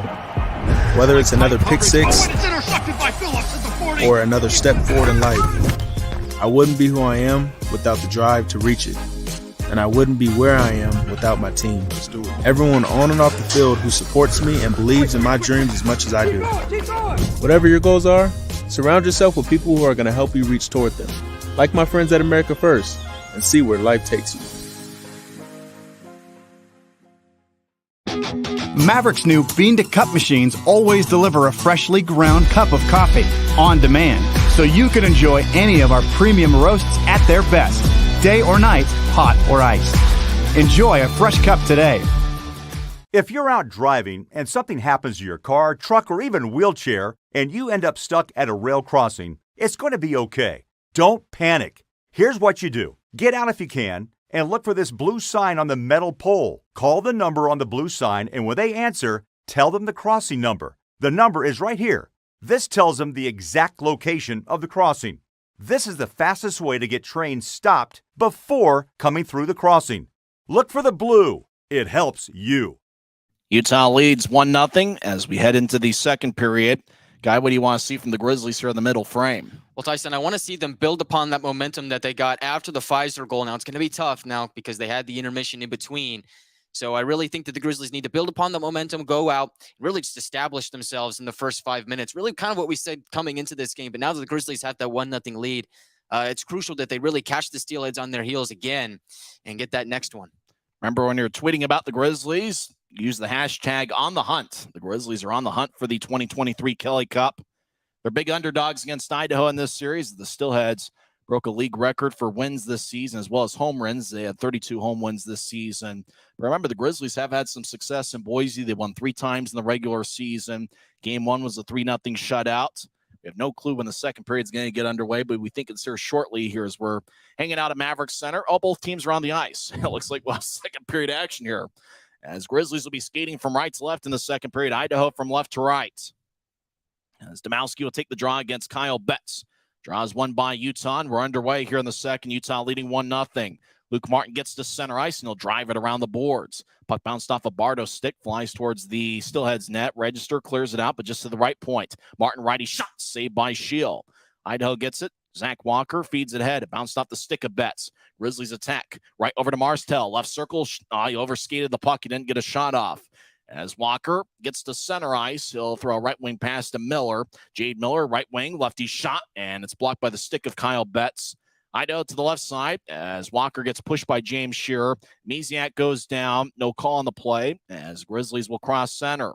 Cameron Wright will chip it off the near boards. He gets around Bardo. Right with it. Sharp angled shot from the near goal line goes wide as Walker gets it back towards Register. As Idaho from left to right here about a minute into the second period will drive it out to center ice. And Zach Walker wings it around the boards. Puck goes to the near side near the corner as Utah will tap it out to center ice. It's regathered by Haskinen and will skate towards the Idaho blue line. Now feed it across as Casey Johnson moves it ahead. Puck goes back to the Grizzlies out to center ice. 2-on-2. Utah enters. Pfizer skates towards his right. He'll chip it over to Ritchie, who couldn't handle the pass in the left circle. Ritchie around to Pfizer. Pfizer on the near side behind the goal line. Chips out in front. Cutler shot. Saved by Shield. Rebound goes to Idaho. Steelheads lift it high into the air. Utah chasing after it. Is Aaron Tho and Kyle Mayhew. Tho gets it towards the near corner. No icing as Keller delivers a big hit on Aaron Tho. While Keller's delivered some big hits tonight, Tho back to his feet, gets the puck. He'll move it ahead to Cutler. Now towards Jamison. Glanced off his stick. Haskinen neutralized. We'll throw it back to Johnson. So wing it out towards center ice. Puck goes past Keller. Utah gets it back. Utah moves it ahead. Dylan Fitz gets to neutralize. He'll dump it in. Jamison chases after it. He misses the puck as Haskinen will drive it over to the far side. Idaho lifts it out to center ice. It's picked off by Utah. Grizz will nudge it towards their bench area on the near side as they'll move it ahead as it ricochets off the far boards. Casey Johnson skates around Idaho's net 2 minutes into the second period. Utah still leads 1-0 as Johnson gains center ice and he'll lift it in from the right wing. It tapped off the end boards on one hop of the ice as Corey Thomas moves out to the Utah blue line. It goes to center ice. Idaho rolls it back in as Utah pokes it back to neutral ice. Fitz gets around A.J. White. He crosses center, and he'll lift it in towards Adam Schill. Gets to the far side, and with Utah chasing after Schill, the Idaho goaltender holds on. And a good job by Tyler Penner challenging Patrick Kudla. And Schill wanted to keep the play alive, but once Schill saw Penner, he held on with 17:35 left in the second. Well, I like the start for the Grizzlies to start this second period. And as I said, you really got to build upon that momentum that you established towards the end of the first. Really a few good looks to really start right off the bat. I really wish that puck didn't roll off the stick of Jordan Martell as he was shooting right from his favorite spot. Could have made some magic happen, but it's all in hindsight. Let's see if he can keep it going, though. Magic Cap and a little bit of a BYU theme there as Utah wins the draw. Right side, righty shot goes wide. Unintentional by Guy, the University of Utah product, as Martell feeds out in front. It glanced off an Idaho stick. Idaho gets it towards the near wing boards and moving out towards Wade Murphy at center ice near Utah's bench. He'll move it ahead. Cameron Wright takes it away as he was battling with Domowski. Now Utah gets ahead to Kyle Betts. It flies off his stick, and Adam Schill just in front of the crease gets it as it went airborne off the stick of Betts, and Schill holds on with 17-12 left in the second. Now, you're a Utah product, but obviously Magic Happens has that Austin Collie 2007 feel to it. Yeah, I was only like 6 when that happened, so I have no idea what you're talking about. But, yeah, go Utes. Draws on the near side. All the BYU fans, he's just kidding. Draws on the far side. It's going to be a fun football game whenever Utah and BYU connect. It's true. You see that baseball score? Utah beat BYU 29-14 earlier this week. Draw one by the Steelheads. They skate from left to right. Wade Murphy moves it ahead. Game 2 of the Mountain Division semifinals. Utah leads 1-0 as Domowski dumps it in. Luke Martin pushes it out to center ice. It goes back to Domowski. He's at center ice, far side. He'll drive it back in. Miner behind his net. We'll throw it over to Luke Martin now across to Shearer. Glanced off a Shearer stick. He gets it back as he collides with Jade Miller. Utah lifts out to the right point. Owen Hedrick gets redirected and bounces wide as Idaho to the far side battles with Martin. Utah comes out of the one-on-one scrum with a puck as Grizz behind their net leading 1-0. 3.5 minutes into the second period. Kyle Betts with good speed crosses center ice. He skates down the middle. He'll drive it in. Schill will tap it off towards the far side as Grizzlies make a line change, I believe. As Idaho across center ice, they try to get around Brandon Cutler. Cutler has the puck. He'll skate towards the far corner. Now tap it from one corner to the other. As Idaho drifts it back up top for Hedrick, who fakes a shot. Now he takes a low liner. It goes wide. Now Idaho down the middle. Cutler spins. Shot saved by Miner. As now it goes to Zane Franklin on the left point. He'll feed it across to Cutler. Right wing, lefty shot goes wide. The puck glides along the far boards. Franklin gets it at center ice. He actually gets it towards the Idaho blue line. Puck goes back to Franklin. And so moving out to the left wing. Idaho re-enters. They drop it off for Hedrick. He'll take a righty shot, and it goes wide. As Franklin, near side, right wing shot saved by Miner. Trent bobbles it for a second. Now he holds on as we get a whistle with 15:47 left in the second. Interesting minute of action there. Yeah, Tyson, one thing that really stands out to me is I can't really count how many times you said, oh, Idaho shoots and they shoot it wide. It really seems like the Grizzlies are doing a great job of cutting off those shooting angles. When Idaho is able to get a shot on goal, it's really quite an easy save for Miner. Now, Idaho has had some good looks, but they've just missed the net on a few occasions, not only in the first period, but here early in the second. As McDonald's on the ice, the Grizzlies captain, he's stationed in front of Trent Miner. Draws on the near side. Utah leads 1-0. 15:47 left in the second. Draw one by Utah as it glides towards the near corner as Miller delivers a hit. As puck goes back towards the near side, it goes past Fitz, right point. Bardo shot, and it gets blocked about 10 feet in front of Miner. Over to the left point, Register slides it towards the middle. Misiak gets cut off by Thomas, who's been good, really key for the Grizzlies over the last few weeks.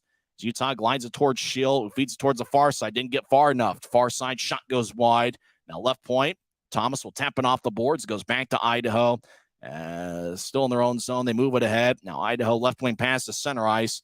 Glances off a near him stick, no icing. Puck deep in the Grizzlies zone. As Idaho to the near side loses it. Fitz lifts it high into the air. Jamison chases after, goes to center ice. Idaho re-enters. As Register skates towards his right, he'll get to White. Right wing shot, saved by Miner in the butterfly position. Now left side, Idaho centers it. It's picked up by Utah. Grizz lifting out to center ice. It goes past Casey Johnson. And it's going to be icing on Utah as the whistle blows with 14:49 left in the second. Action's been in the Grizzlies zone as of late. Grizzlies defensively doing a good job, but it almost feels like Idaho's on the verge there if they can find a way to be accurate with a shot. Yeah, I mean, the Grizzlies have played a really tight defensive first 2 games here, really. I mean, that defensive structure is really working great for the Grizzlies. Great execution, limiting shots to the perimeter, but you got to feel like the Grizzlies need to find a way to get out of their own zone and get back on the forecheck. Draws in the near side. It's won by the Grizzlies. As Dylan Fitz will lift it high into the air, it goes to center ice. It bounces in the Steelhead zone. Idaho gets it in front of Adam Shields. They'll toss it to center ice as the Steelheads will dish it in. Chasing after it's Cameron Wright. Luke Martin moves it ahead. It's cut off in the left point. Idaho skates towards the slot. They'll drop it off for Heiskanen. He gets it poked away. Right side, Idaho feeds it to the circle. Domowski shot saved by Miner. As Domowski gets it back, as he collides with a Grizzly, Cameron Wright battles in the the near boards. A.J. White over there as well. Puck glides towards the right point. Heiskanen skates towards his left. He gets around Cameron Wright. Heiskanen, sharp angled, near side shot, saved by Miner. Rebound, Idaho hacking away. McDonald does a good job cutting him off. Idaho feeds it back up top, left point, as Johnson skates towards the left circle. Take a lefty shot, and it goes wide. Puck glides along the near wing boards. Grizzlies trying to clear it out. Heiskanen does a good job keeping it in. Right side, Johnson will bounce it off the far boards. It glides towards the left point. Idaho, lefty shot, saved by Miner. Rebound, we get a whistle as Idaho is out in front, and somebody whacks Cameron Wright with their stick. As the Steelhead got pretty close to Trent Miner, the arm was raised by the referee, and then somebody took their stick and just whacked Cameron Wright. Domowski took the shot from the left side. White got hit with a high stick. That's going to be a penalty on Connor McDonald. Then White pushed A.J. White for getting too close to Miner, and then White took a stick and whacked Cameron Wright alongside the knee. So I think Idaho's going to get a power play. We'll be back in 30 seconds to sort things out. Utah leads 1-0 with 13:51 left in the second period on the Grizzlies Hockey Network.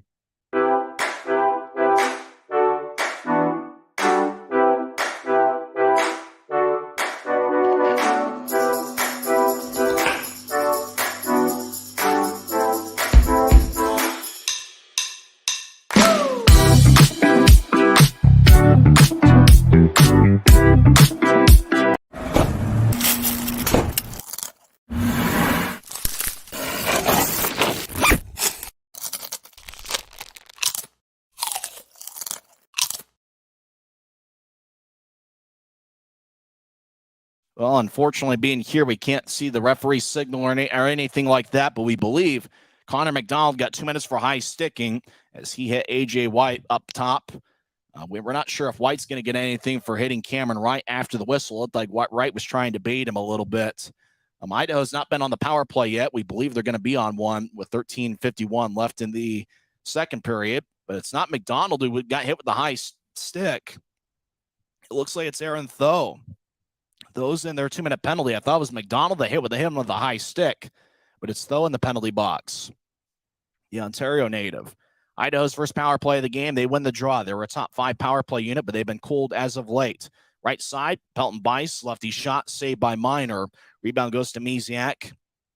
We'll slide it towards Bice. It goes across. Luke Martin gathers it. He'll throw it to the left point. Idaho keeps it in. Left circle, near him, looking for a shot. He gets back checked and couldn't get a shot off. Grizzlies clear it out to center. Owen Hedrick, who was the league's defenseman of the year, slides it towards Grizzlies territory. Now Idaho crosses center.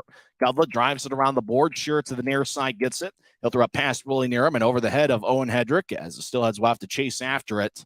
Good job by Shearer and company. 40 seconds into Idaho's first power play of the game. Utah leads 1-0. Steelheads were 0 for 18 over the last 7 regular season games on the power plays. Gudla skates towards the left circle. Gudla still with the puck. And he'll throw it to Domowski. Domowski throws to the left point, but nobody was there. As Shield has to chase after it, he'll throw an outlet pass to center ice. As Idaho gains the offensive line again, as Domowski gets to the left wing, he'll take a shot and it goes wide. As up top, Ducharme drops it off. Now Register on the left side, over to Ducharme on the right. He'll feed it back to Register. Register high slot, lefty shot. Saved by Miner. And Trent holds on. 12:37 left in the second and 47 seconds left in the power play. Grizzlies penalty kill unit doing a great job here, Tyson. And they were 4 for 4 in Wednesday night's game as Idaho did not score on the power play then. They're doing a great job of building on what they did in game 1, just keeping stuff to the perimeter and really stuffing Idaho at the blue line when they try and re-enter the zone. Draw's going to be in the near circle as Idaho skating from left to right here in the second period. Utah from right to left. White takes the draw against Betts, and Betts wins the face-off as Martin gets over towards Cameron Wright, who couldn't handle it. Idaho right side. Murphy gets across to Register. He'll take a lefty shot, and it hits the post, I believe. Grizzlies will clear it out. Well, Register almost had one, but it stays 1-0. 30 seconds left in the power play. Hopefully we'll see a replay there to see just how close Register was. Register to the near side, gets the puck. He's in his own corner. As he'll glide it out to center ice, left wing, as Idaho re-enters. They will skeet towards their right. Now right circle, A.J. White. He'll throw it up top to Wade Murphy, who was outstanding this year. He'll get it to the high slot for Register. He'll take a lefty shot, and it goes wide, as there's a lot of traffic out in front. As Idaho skeets towards the near goal line, backhand shot goes wide. And it's a Utah disaster cleanup, successful penalty kill, as those out of the box, as he served a 2-minute high sticking penalty. Luke Martin glides it to center ice. Idaho gathers it. And they'll throw it back in as Miner behind his net will play it. And he'll throw it to the far side. Idaho's outshot Utah 10-4 in the second period, but nobody has scored here in the middle frame. As the pass goes deep into the Steelhead zone, Utah chasing after it. No icing as Idaho skates towards the near corner. They'll tap it ahead as Zach Walker drops it off for Franklin at the Idaho blue line. He'll ice the puck. Miner wants a whistle, and the officials agree. Icing on the Steelheads with 11:19 left in the second period. Well, I got to imagine that shot from Register hit the post, or at least came really close to coming to the Grizzlies net. And really, that's the thing, is it's a game of inches. When we saw that fluke goal in game one where Grizzlies got a lucky bounce and I was on the doorstep and Kyle Betts put it home. And again, the Grizzlies getting a little bit of luck here. But, I mean, with a 1-0 game, all it takes is a bounce to go the Grizzlies' way. And it's a 2-0 game or bounce against, and it's 1-1. So you got to be careful here. Nolan Ritchie will take the draw for Utah. He averaged more than a point a game for the Brandon Wheat Kings this past season. He had exactly 1 point a game in his Brandon Wheat Kings WHL career. Draw won by the Steelheads as Casey Johnson throws to the far side. Idaho skating from left to right. They cross center ice, skating down the middle. Walker will chip it to the near side for Heiskanen, who throws it behind the net as Walker collides along the end boards with Tho. As Walker to the right side gets the puck, he'll take a righty shot and misses wide. As the puck glides along the far wing, and Johnson has to chase after it. He gets it at the Idaho blue line. He'll feed it across to Heiskanen, who slides it ahead, looking for Zach Walker. Pass didn't connect as Miner plays it to the near side of his net. Grizzlies chipping out to center. Utah chasing after it in the Steelhead zone. Pfizer pushes Heiskanen towards the corner. Heiskanen gets the puck, and he'll throw it from one corner to the other. As Idaho gets to neutral ice, they'll slide it towards Franklin. Franklin gets it to the left side. He enters, but the whistle blows as the Eagle Eye linesman calls the Steelheads for offside with 10:35 left in the second. As Franklin, sporting a beard, will skate towards the bench. You talk about physical presence along their forward line. Keller, Zach Walker, and Franklin certainly throw their body around. As Cameron Wright is out there with Kyle Betts, the Rooster Jordan Martell's out there as well. Martell scored a point in each of his last 10 regular season games. He had 1 goal and 1 assist on Wednesday. He's yet to reach the scoreboard here tonight as Idaho wins the draw. Niram skates around Utah's net. Niram goes down on a push from Martin. As the Grizzlies get it, I think they're going to call a penalty on Martin. High sticking is going to be the call as Cameron Wright and Justin Misiak exchange some words. Colton Keller yelling at Cameron Wright as Niram went down behind Utah's net, and it looks like the penalty was called. Martin skated over there, and it looked like Martin tried to lift the stick of Niram and must have got Niram up high in the face. And Luke Martin will serve 2 minutes for high sticking. Willie Niram went over there, had some words for Martin. Looks like Idaho's going to get another power play about halfway through regulation. Yeah, bad timing for the Grizzlies here, Tyson. I feel like they've been on their heels ever since they committed that first penalty in the second period here. Now they got to go back on the penalty kill. See if they can get the job done once again. 2 minutes for high sticking. Luke Martin, the St. Louis native, who was a former second-round pick of the Carolina Hurricanes. He is in the Rogers and Russell Legal Solutions holding cell. Utah wins the draw. McDonald throws it across. Utah trying to clear it out. It bounced off of Murphy. It stays in the Grizzlies zone. As it goes up top for A.J. White, who slides into Register. He's in the high slot. He'll fake a lefty shot. Register keeps the puck as he'll dance towards his right. Now he winds, fakes a shot, and glides it towards his left. Lefty shot saved by Miner. As Domowski gets it, he took that shot and slides it across to Murphy on the right side. Murphy towards the near goal line. White will throw it back behind Utah's net. As Idaho feeds it up top, left point. Register slides it across to Murphy. Murphy with a righty shot, and it goes wide. There's just too many bodies out in front of Trent Miner. Idaho tried to slice it towards Register. He couldn't reach it as the puck goes deep in the Idaho zone. Grizzlies chase after it. Register holds up a Grizzly behind Idaho's net. 1:09 and counting left in Idaho's second power play of the period. Utah still leads 1-0. As Domowski gains center ice, he'll skeet to the left side. Now towards the corner, he'll chip it around. Grizzlies 2-on-1 chase after it in the near side. Near him in the area. As Tho will throw it towards the near corner. Grizzlies slide it across. As Hedrick in the left point will drop it off. Domowski over to Hedrick. Right wing, righty shot. Saved by Miner. Rebound goes to the left side as Idaho slides to the right side off the boards. Domowski gets it. He'll throw it up top to Hedrick. Back to Domowski. Domowski just outside the right circle. We'll get it to Hedrick. Hedrick with a righty shot. Saved by Miner. And Trent holds on with 30 seconds left in the power play. Willie Niram net front has some words for Miner. As Trent's done a good job once again tonight. Yeah, he has, Tyson. And the Grizzlies really need to be aware of this rink-wide movement by the Steelheads. They kind of caught the Grizzlies moving one side, then having to go back to the other. But good job by Trent Miner to really stymie those chances. But it seems like the Steelers are trying to move the puck around, get the Grizzlies out of position. But right now the Grizzlies are bending, but they're not breaking. 8:54 left in the second period. 30 seconds left in Idaho's power play as Luke Martin got 2 minutes for high sticking. As draws in the near circle, and it's won by the Grizzlies. As Miner throws it towards the far side, Utah lifts it all the way out towards Adam Shield, the Idaho goaltender. Idaho skating from left to right as Patrick Cudla loses the puck. As Wright gets poked away by Pelton Bice as Wright was trying to skate towards the Idaho net. Idaho moves it ahead, but it's cut off by Corey Thomas, who clears it out. 5 seconds left in the power play. Cudla gets tripped up, and Niram wants to fight Corey Thomas. Niram gets hit by Thomas. Thomas and Patrick Cudla throws down Cameron Wright. There was a big hit at neutral ice. We only got some of it. Cameron Wright's down. He'll get back to his feet. We'll see what comes out of it. 1 second left in Idaho's power play and 8:24 left in the second. Utah leads 1-0. They show the replay. Cudla gains center ice. And Cameron Wright tripped him up. Or Corey Thomas tripped up Cudla. And then another Steelhead went to confront Corey Thomas, and that was Niram. And then Cameron Wright got tripped up by Niram as they were just in the same area of the ice.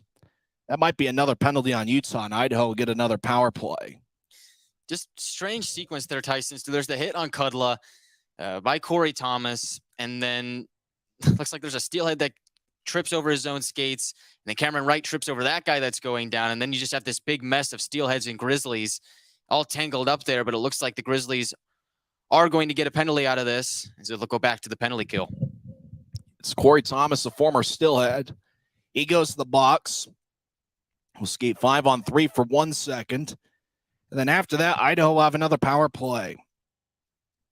Draws going to be in the Grizzlies zone. A.J. White will take the face-off. 8:24 left in the second period. Utah leads 1-0. As a drop over on the far side. Now Jamison and White will back out. Jamison will take the face-off. Utah won game to 1, 3-0. And we'll see what happens here in the second half of this game. Draw won by the Steelheads. They'll get over to register. High slot will take a shot, blocked by Penner. Martin's out of the box. He'll join the play. So Idaho feeds it back up top for register. He collides with Penner. Puck goes out to center ice. Idaho resets as the Steelheads will skate from left to right. Matt Register in the area as he'll get over to Domowski. He'll gain the line. Domowski will drop it off as the Steelheads will glide it across to Murphy on the right side. He'll get to the high slot for Register. He'll slide it towards his left for Domowski. He'll take a lefty shot and it goes wide. Murphy towards the right side, feeds to the corner. Idaho chips over to Ducharme. He'll take a shot and goes over the crossbar. The net gets dislodged on Trent Miner's side as Miner trying to close up that front side as Utah still leads 1-0. Yeah, and well, the Grizzlies had their power play chances in the first. Now it seems like the Steelheads are having calls go their way. But luckily for the Grizzlies, their penalty kill unit has been solid. They were great in game 1. Here in game 2, in a critical situation, the Grizzlies' penalty kill has been up to the task. But really, it starts with the play of Trent Miner. In net, he's just been a wall for the Grizzlies. But Grizzlies can't take him for granted. They got to find a way to, after this penalty ends, they need to find a way to stay out of the box. So Idaho's still on the power play for the next few seconds. As actually more than a minute left in the next power play. This net got lifted over, and they'll put the net back in place. Looks like Flow Sports audio's killing us right now. And draw's going to be over in the near circle. 7:41 left in the second. As Idaho wins the draw, they're on the power play for the next minute 13. Hedrick will skate towards his left. He'll slide over to Pelton Bice. One-timer goes wide from the right wing. As puck goes back over to Hedrick.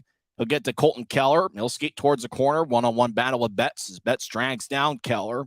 As now in the corner, 2-on-2 battle. Idaho slides it back up top for Hedrick. He'll skate towards his right. He'll feed it to the right side for Bice. Now back to Hedrick. High slot shot is blocked. Puck goes towards the near side. 7:10 and counting left in the second. As action towards the near corner. As Cameron Wright in the area, so is James Schur battling with two Steelheads. Utah comes out of the scrum of the puck. Betts gets to the Utah blue line, and he'll slide it out towards Adam Shields. It collides with the far corner. 30 seconds left in Idaho's power play, their third of the second period. Cedric moves it ahead to Walker, who gains the line over to Keller. Right side, they'll chip it off the end boards as Walker collides with Tho. They've done that all night. Tho gets it, tapping off the near boards, and goes out of the zone and all the way towards Adam Shield, plays it to the near goal line. 6:35 and counting left in the second. Utah leads 1-0. Cedric will glide it towards the near boards. Now back to Hedrick, still in Idaho's zone. He'll gain new try, so slide it to his left.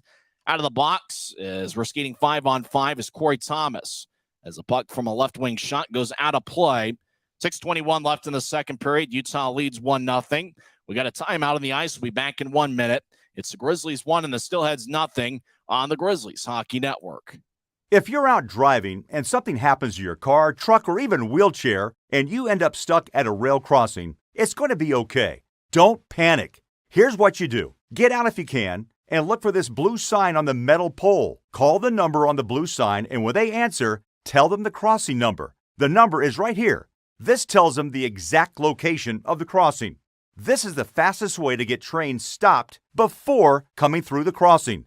Look for the blue. It helps you. I live for my next goal.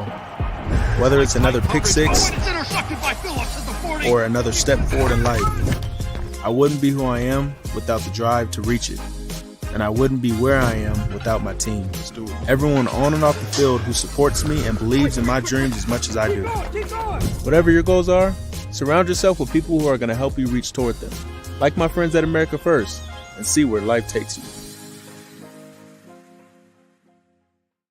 Still leads 1-0. As we're late in the second period, penalty kill's been outstanding. Fantastic work on the PK, Tyson. Grizzlies were able to carry over what they did in game 1 into game 2. Although while the penalty kill has been good, you'd like to not see that unit out there for the rest of the game, as Idaho has had 3 chances on the power play in this second period. Grizzlies got to find a way to stay out of the box. 6:21 left in the second. As Idaho's outshot Utah 11-4 in the second period. Left wing shot goes wide as Idaho won the draw in the offensive zone. We're skating 5-on-5. Idaho's outshot Utah 17-16 here in the contest. Idaho has a good edge in the second period. Franklin rolls it around the boards. We get a whistle. 6:03 left in the second. Puck must have exited play as the draw is going to stay in the Grizzly zone on the near side. Zane Franklin did not play on Wednesday night for Idaho, and he's in there, and he's going to do what he normally does, be a physical presence. He's not a very big guy, but he will mix it up from time to time. Grizzlies will get some new skaters on the ice as Fitzwalker and Penner exit. Sadly, I'm not sure if I've seen Dakota Raby out there much in the second period. Remember, he got sandwiched along the far boards late in the first period. I can't recall seeing Penner or seeing Raby in the second period.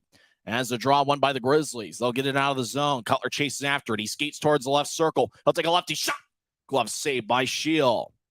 Well, a good look right off the draw as Cutler chased after it. Got the puck at about the Idaho blue line. Skated towards the left circle. He had an outstanding look.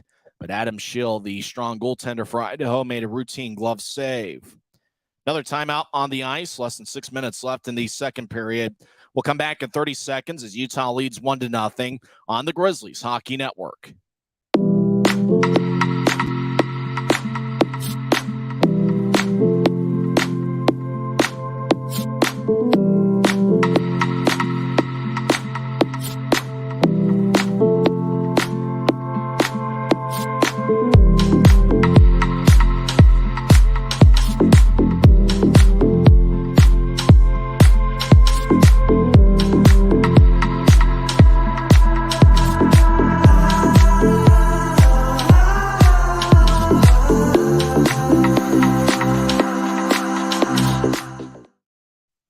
Utah leads 1-0 late in the second period, 5:55 left.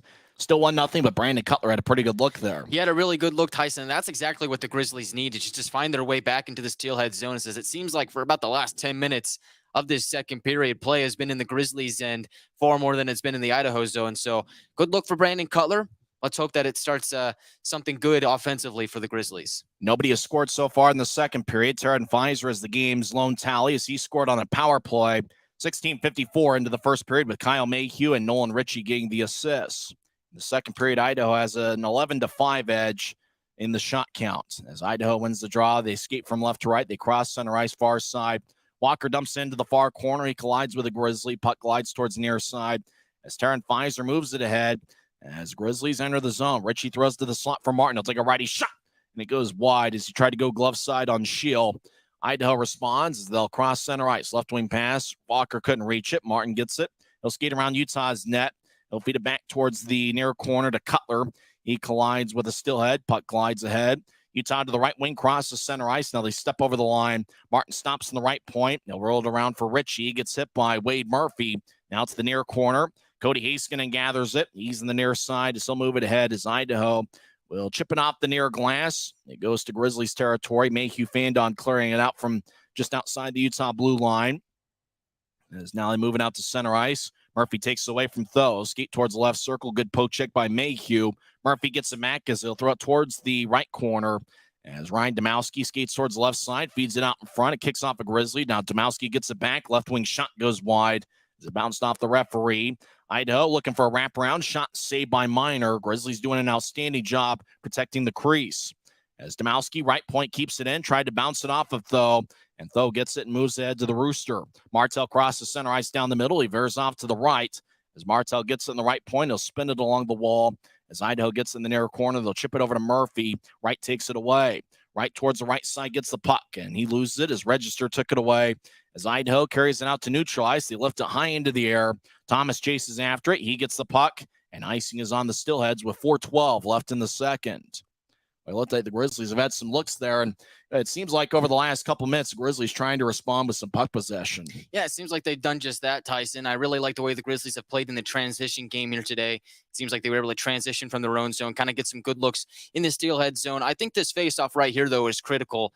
You got some tired Steelheads out there. You win this faceoff, maybe cycle the puck around, take a few shots, and you could find the puck in the back of the Steelheads net soon.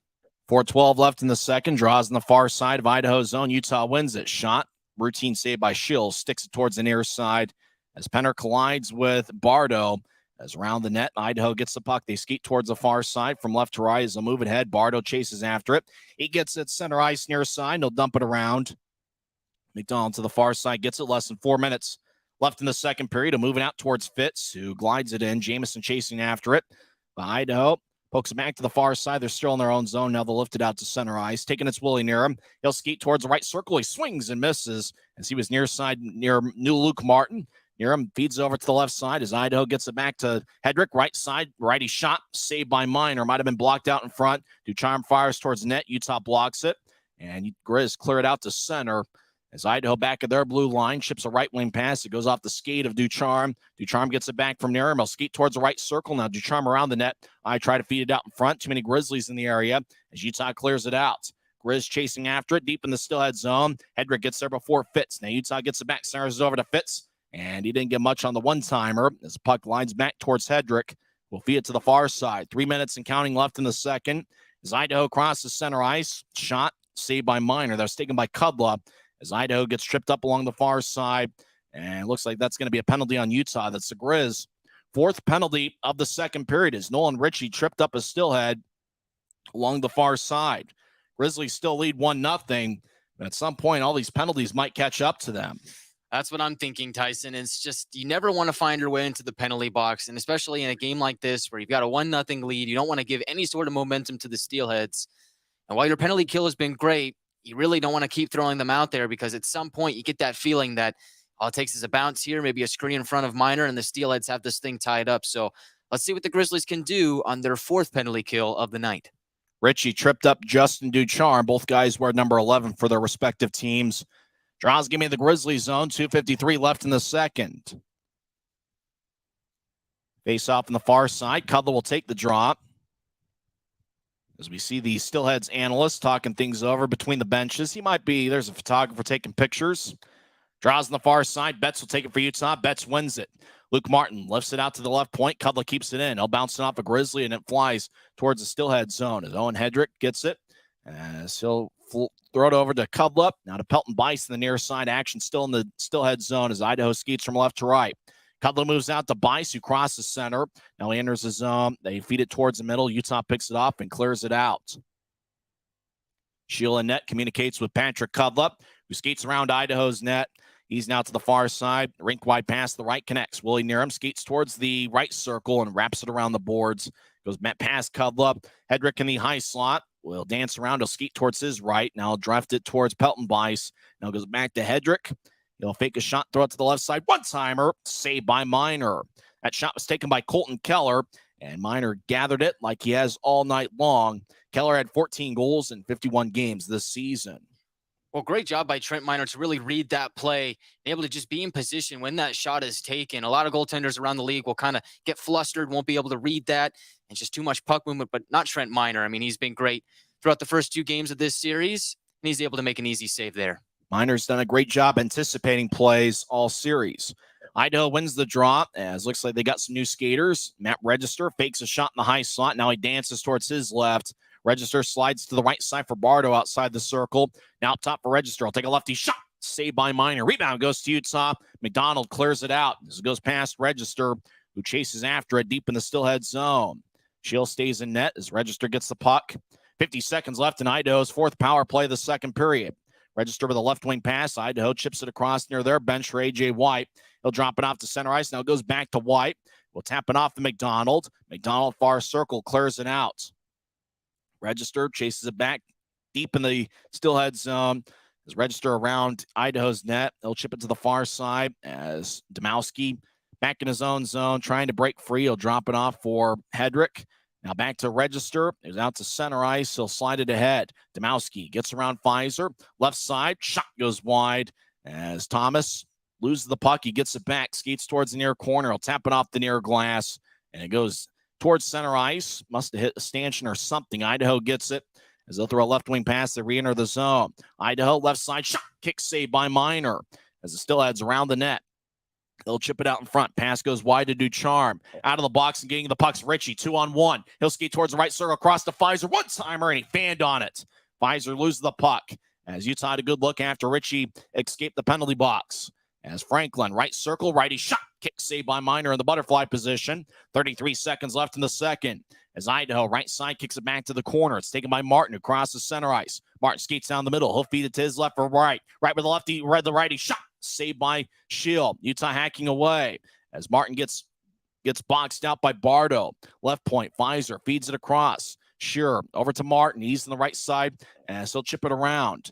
As right throws it towards Ritchie. Back towards right. Ritchie couldn't reach it. 7 seconds left in the second. Idaho feeds it towards the far side. 2 seconds left. Ducharme gains center ice, and time runs out on Idaho in the second period. Great job by Utah's penalty kill. They went 4 for 4 on the man disadvantage in the second period.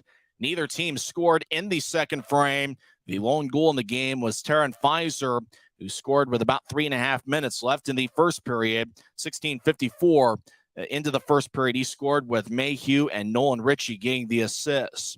But 4 unsuccessful penalty kills, 4 unsuccessful power plays for Idaho has really made the difference in this game. Utah's 1 for 2 on the man advantage. Idaho is 0 for 4. We'll come back and Guy Chiarenza will recap the first 2 periods of play. As after 40 minutes at Idaho Central Arena, it's the Grizzlies 1 and the Steelheads nothing. We're back in 2 minutes on the Grizzlies Hockey Network. When you pay with the Nitro card at Maverik, you always save 10 cents or more on fuel every gallon, every day. And you could save a whole lot more thanks to Nitro Best Price. Pick up a Nitro card and upgrade your Adventure Club account today.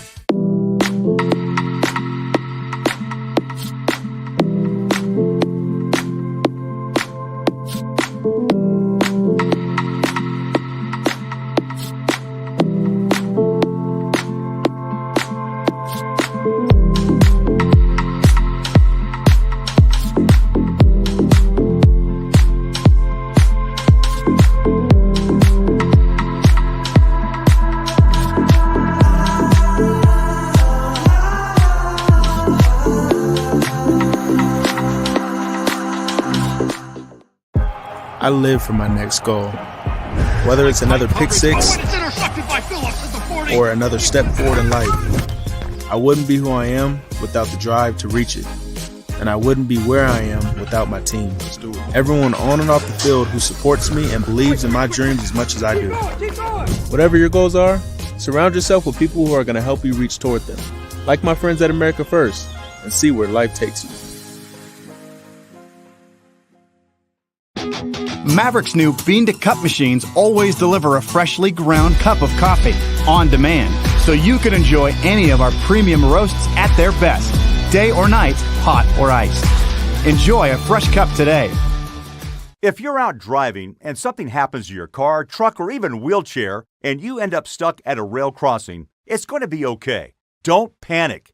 Here's what you do. Get out if you can and look for this blue sign on the metal pole. Call the number on the blue sign, and when they answer, tell them the crossing number. The number is right here. This tells them the exact location of the crossing.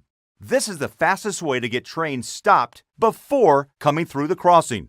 Look for the blue. It helps you. Grizz staying strong after 40 minutes of play. It's Utah 1, Idaho nothing.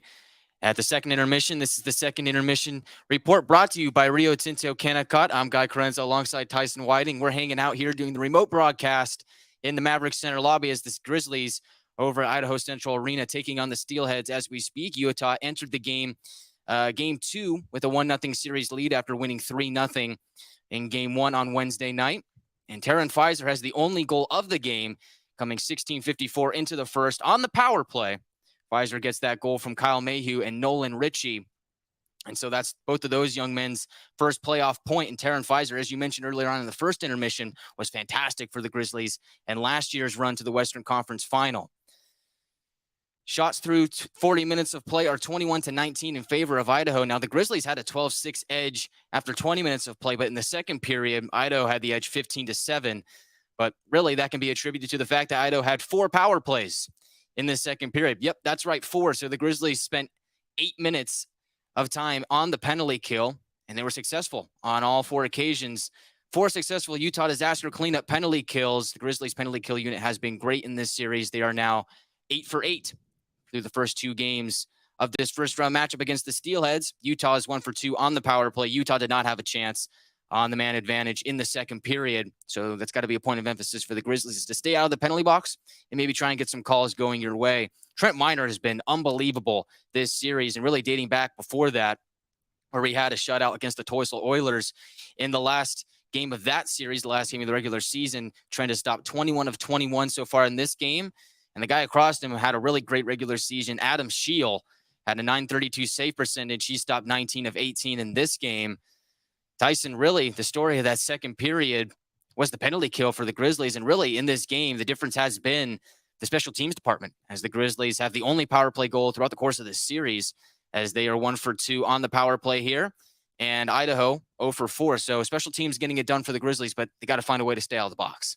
And for the Steelheads, they've really been ice cold on the power play over the last 7 regular season games. They were 0 for 18 on the power play. They were 0 for 4 on Wednesday night in game 1, and now they're 0 for 4 again here tonight. So Idaho, over their last almost 9 games, the last 7 regular season games, and 2/3 of the way through game 2, I mean, the Steelheads are now 0 for 25 on the power play. So you're talking about, a sequence there, and you talk about the calls. I mean, they were all penalties. I mean, Richie's trip was a penalty. I thought it was Connor McDonald that hit A.J. White with the high stick out in front of the net, but they gave it to Tho. And, the other couple penalties were penalties. I mean, it's just one of those things that, for the Grizzlies, I think the one thing that's keeping them in this game and, keeps them with a 1-0 lead is the fact that Idaho has been cold on the power play, but it seems like the Steelheads have missed the net quite a few times. And I think Trent Miner is just seeing things so well. I mean, when usually when you have Tim Broussard on, we'll talk goaltending with him, and it just seems like he's anticipating plays. It just doesn't seem like he's surprised with anything. And so really, it feels like, the only way Idaho can score on him tonight is a redirection or some sort of thing where he's got to move from side to side, or something where, just some sort of fluke play, kind of how Utah scored about 2 minutes into Wednesday's game in the third period. Something like that bounced off the glass and hits the top of the net. And that might be how Idaho gets their first goal, because if Trent Miner can see it, it looks like he can stop it. And he's been outstanding over the last 8 periods. No question. I mean, there's a lot of words in the English language that can describe Trent Miner's play, and all of them are bit lackluster, as he's just been tremendous. I mean, there's really no other way. I mean, he's just been great. And really, for the Grizzlies, he's been awesome, but you can't take him for granted. You really have to find a way to get back into the Steelhead zone. I really felt like the second period, while the Grizzlies spent almost half of it in the penalty box, at times struggled to find momentum in the Idaho zone. Were struggling to find pressure. They only took 7 shots in the second period. So for them, you just kind of find a way to just rally behind that penalty kill, take the momentum of those kills, and move ahead and just start applying pressure again offensively, which it looked like the Grizzlies were trying to do that towards the end of the second period. Had a really good last minute after coming off of that penalty kill. But I mean, you're right. Everything Trent Miner sees, he's going to stop. But at what point did the Steelheads just get that lucky bounce? I mean, it went the Grizzlies' way in the first game. We saw, I think it was Register hit the post in the second period. I mean, just a few inches to the left or the right, and that one goes into the Grizzlies' net. So if the Steelheads do get a goal, I think it's not going to be at the fault of Trent Miner, but Grizzlies have to be careful, and you got to find a way to stay out of your zone and go back to getting chances offensively. Now, unfortunately, we're only at the mercy of the one video feed we see, so we can't look at the bench and take roll. I don't recall Dakota Raby being out there in the second period, which is a concern considering late in the first period, late being maybe the last 10 seconds of the period, he got sandwiched by 2 Steelheads, and he was really slow to get up. I didn't see much of Johnny Walker, although I think I did see Walker on the bench in that second period. He maybe hasn't played nearly as much.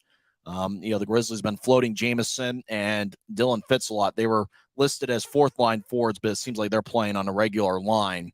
And obviously, there's been a lot of special teams in the second period, so a lot of the penalty kill unit for the Grizzlies in the second period, so the lines kind of get mixed up from time to time. But I didn't see Raby out there, and that's a little bit concerning, considering he might have been Utah's best player or one of Utah's 3 best players on Wednesday.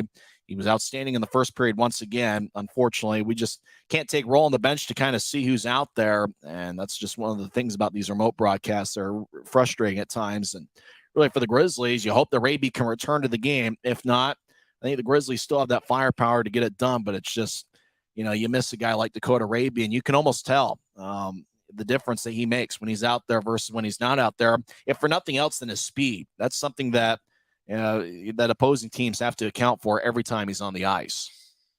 It's really noticeable when Dakota Raby's out of the lineup. I mean, you mentioned that speed that he brings. I mean, he was creating chances in the first period, and there's got to be a reason of concern for him as he has had a few head injuries throughout the course of the season. So hopefully he's going to be okay. Hopefully he can return. But if not, I think I'm confident with this group of Grizzlies that they're going to have that next man up mentality, and they're able to, not really suffer too much from that loss. I mean, you've talked about it throughout the course of the season, this resiliency of the Grizzlies, and really that next man up mentality. I mean, you talk about guys throughout the course of the lineup that really can shuffle around, move into new roles. I mean, we've seen Keaton Jamison move around. We've seen Dylan Fitz move around. I mean, Jordan Martell spent time on the third line. Now he's on the second line here tonight. So he's moved around. I mean, there's just playmakers all throughout the Grizzlies lineup. It's that depth that makes them so dangerous, not only in the regular season, but here in the postseason. So while the loss of Raby is certainly felt, I think this Grizzlies team is going to be able to overcome that. Now, it's funny. Cam McGuire has been wearing this really weird-looking fish suit, but when Joe Ernst of the league shows up, oh, wait, he is still wearing that thing. Joe Ernst from the league is there, and they actually got his name right on the graphic. In game one, they had Joe Ernst listed as Ryan Creelan, the ECHL commissioner. Looks like some strange stuff's happening over in the Idaho feed. But here in the third period, we'll see if the Grizzlies can hold on. I do know one thing. They're going to have to play a little bit more disciplined in the third period and not take penalties, because you give Idaho enough power plays, eventually one's going to crack for them. So they're going to have to find a way to stay disciplined and play a strong third period. Some other scores from the league. The winner of this series will face the winner of Allen and Kansas City. Game 3 will be on Monday night in Kansas City, and then there will be 4 straight games in Allen. Games 4, 5, 6, and 7 will be at Credit Union of Texas Event Center. That series is tied 1 game apiece. In the Central Division, looks like Cincinnati has won in overtime 4-3 over Fort Wayne. That's game 1 of that series. So it looks like Cincinnati's take a 1-0 series lead as the Cyclones won in overtime as Louis Caparuso scored 2:42 into the extra session. In the Central Division, the winner of that series will face the winner of Indy and Toledo. And in game 1, Toledo defeats Indy 4-1 as the Walleye, who beat the Grizzlies in the Western Conference Finals last year. They got goals from Barton, Green, Hawkins, and Bliss. Grizzlies are hoping to see one of those teams in the Western Conference Finals if they make it. It's going to be interesting to see what happens here with the rest of the playoffs. In the South Division, Greenville defeated Jacksonville 4-1. In the North Division, Newfoundland tied up the series 1 game apiece as they defeat Adirondack 8-4. And in game 1, Reading defeated Maine 2-1 in that North Division series. When we come back, we'll go over some NHL scores, and we'll have third period action as we're hanging out at the lobby of Maverik Center, and the Grizzlies are over at Idaho Central Arena trying to take a 2-0 series lead as Utah won 3-0 on Wednesday. They lead 1-0 heading into the third on the Grizzlies Hockey Network. When you pay with the Nitro card at Maverik, you always save 10 cents or more on fuel every gallon, every day. And you could save a whole lot more thanks to Nitro Best Price. Pick up a Nitro card and upgrade your Adventure Club account today.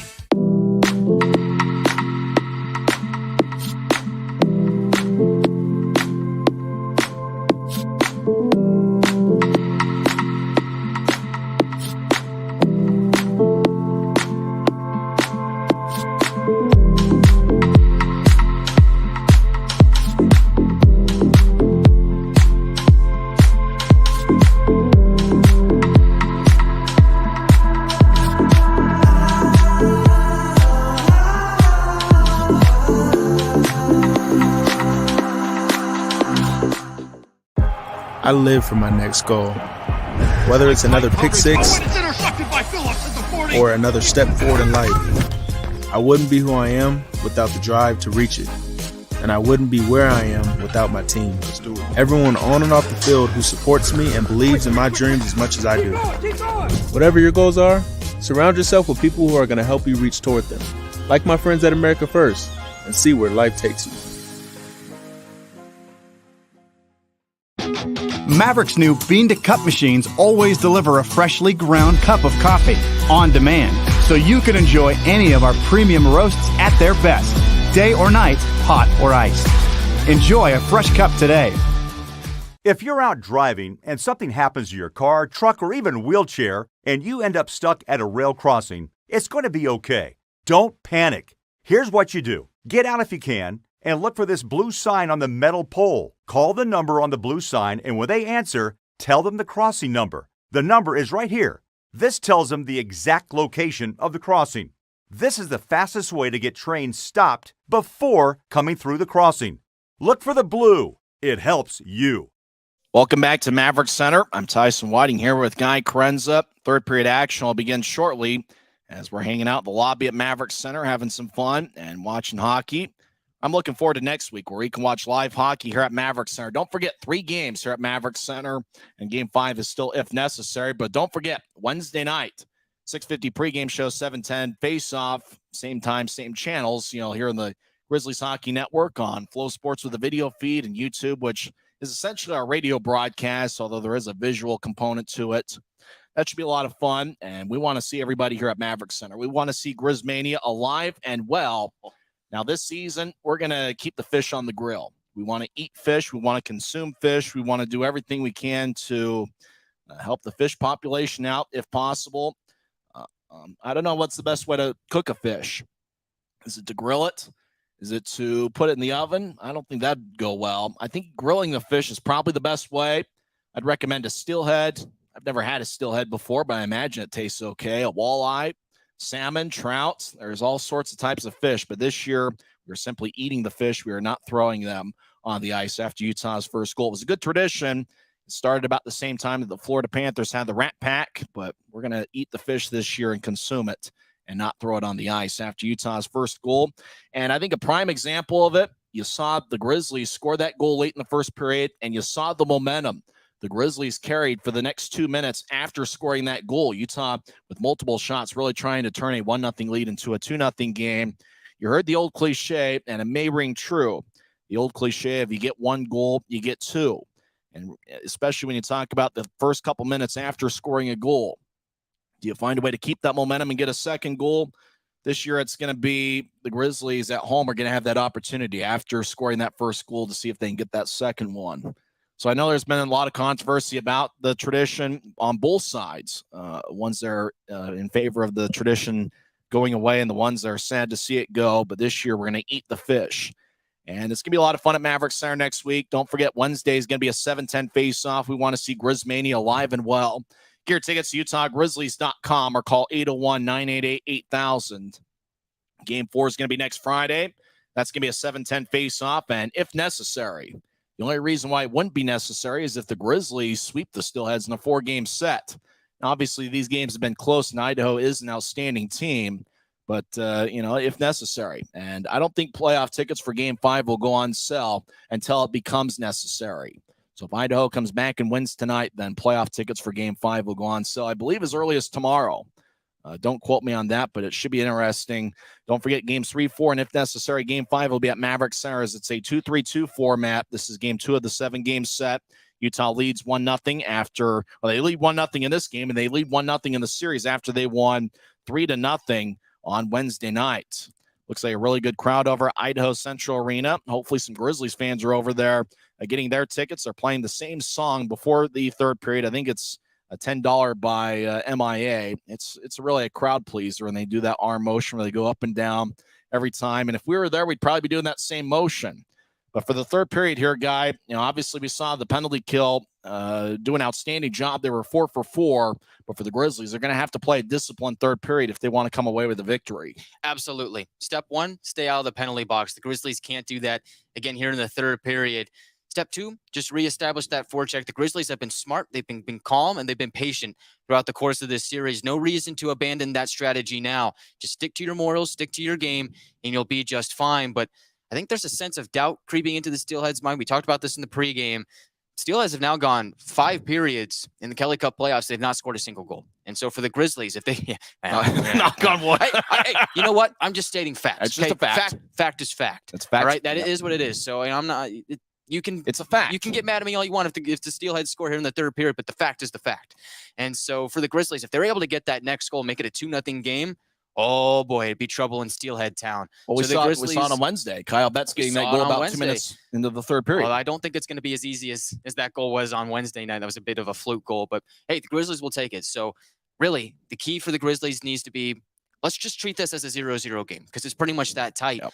We need to get that next goal, give us that insurance marker, and just really get the Steelheads on their heels and get those mind games going into the minds of the Steelheads. Well, make sure to protect the puck in your own zone, not get those turnovers, and create some easy opportunities for Idaho. Draw's going to be at center ice. Grizzlies are skating from left to right as we see it on Flow Sports. Your mind's eye see it on YouTube. Utah wins the draw as Luke Martin gets to center ice. He'll backhand it in. It bounced off of Zach Walker. Collision at the Idaho blue line. Steelheads get the puck. They skate from right to left. As Idaho, Matt Register will feed it across. Utah on the white jerseys with black numbers and professional green trim. It goes to center ice. Martell gloves it, drops it, and he'll dump it back in. Register behind Idaho's net gets it. He'll chip it to the far side as the Steelheads will carry it out to their blue line. Now they get to neutral ice. They'll tap it near their bench area. They'll bounce it off a Grizzly, and Cameron Wright goes back to Walker.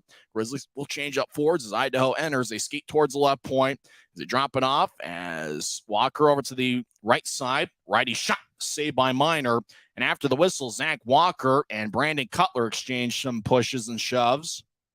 Looked like Cutler told Walker, "Here's my glove. Get a little bit of a taste of this." As the shot was taken from the right side. Yeah, Walker got all up into Miner's business, and Cutler decided to confront Zach Walker about it. Walker's just doing his job, according to him. It's the second year with the Steelheads. Draw's going to be on the far side. 19-17 left in the third. Utah still leads 1-0. Nolan Ritchie will take the draw against Ryan Domowski. Domowski's been a top scorer for Idaho. He had 5 goals and 1 assist against Utah on March 19th of 2022. Utah wins the draw. They'll ice the puck. Skating over is Taryn Pfizer. No icing. As Pfizer over in the far corner, deep in the Steelhead zone, will chip it back up top for Mayhew. He spins it around. It goes over to Nolan Ritchie behind Idaho's net. Ritchie gets held up. Puck goes to the near side as Though will skate towards the corner. Now they get it back up top for Cutler. Cutler skates towards his left. He'll take a lefty shot. Saved by Shield. Rebound goes out to Mayhew on the left side. He'll skate towards the point. He'll center it, but it goes slowly towards the stick of Ryan Domowski. He'll lift it out to center ice. It goes back to Cutler. Far side, center ice. He'll dump it in as Shield plays it behind his net. 18:37 and counting left in the third. Utah leads 1-0 as Idaho moves it ahead. It goes past Tyler Penner. Steelheads dump it in as Connor McDonald chases after it behind Idaho's net.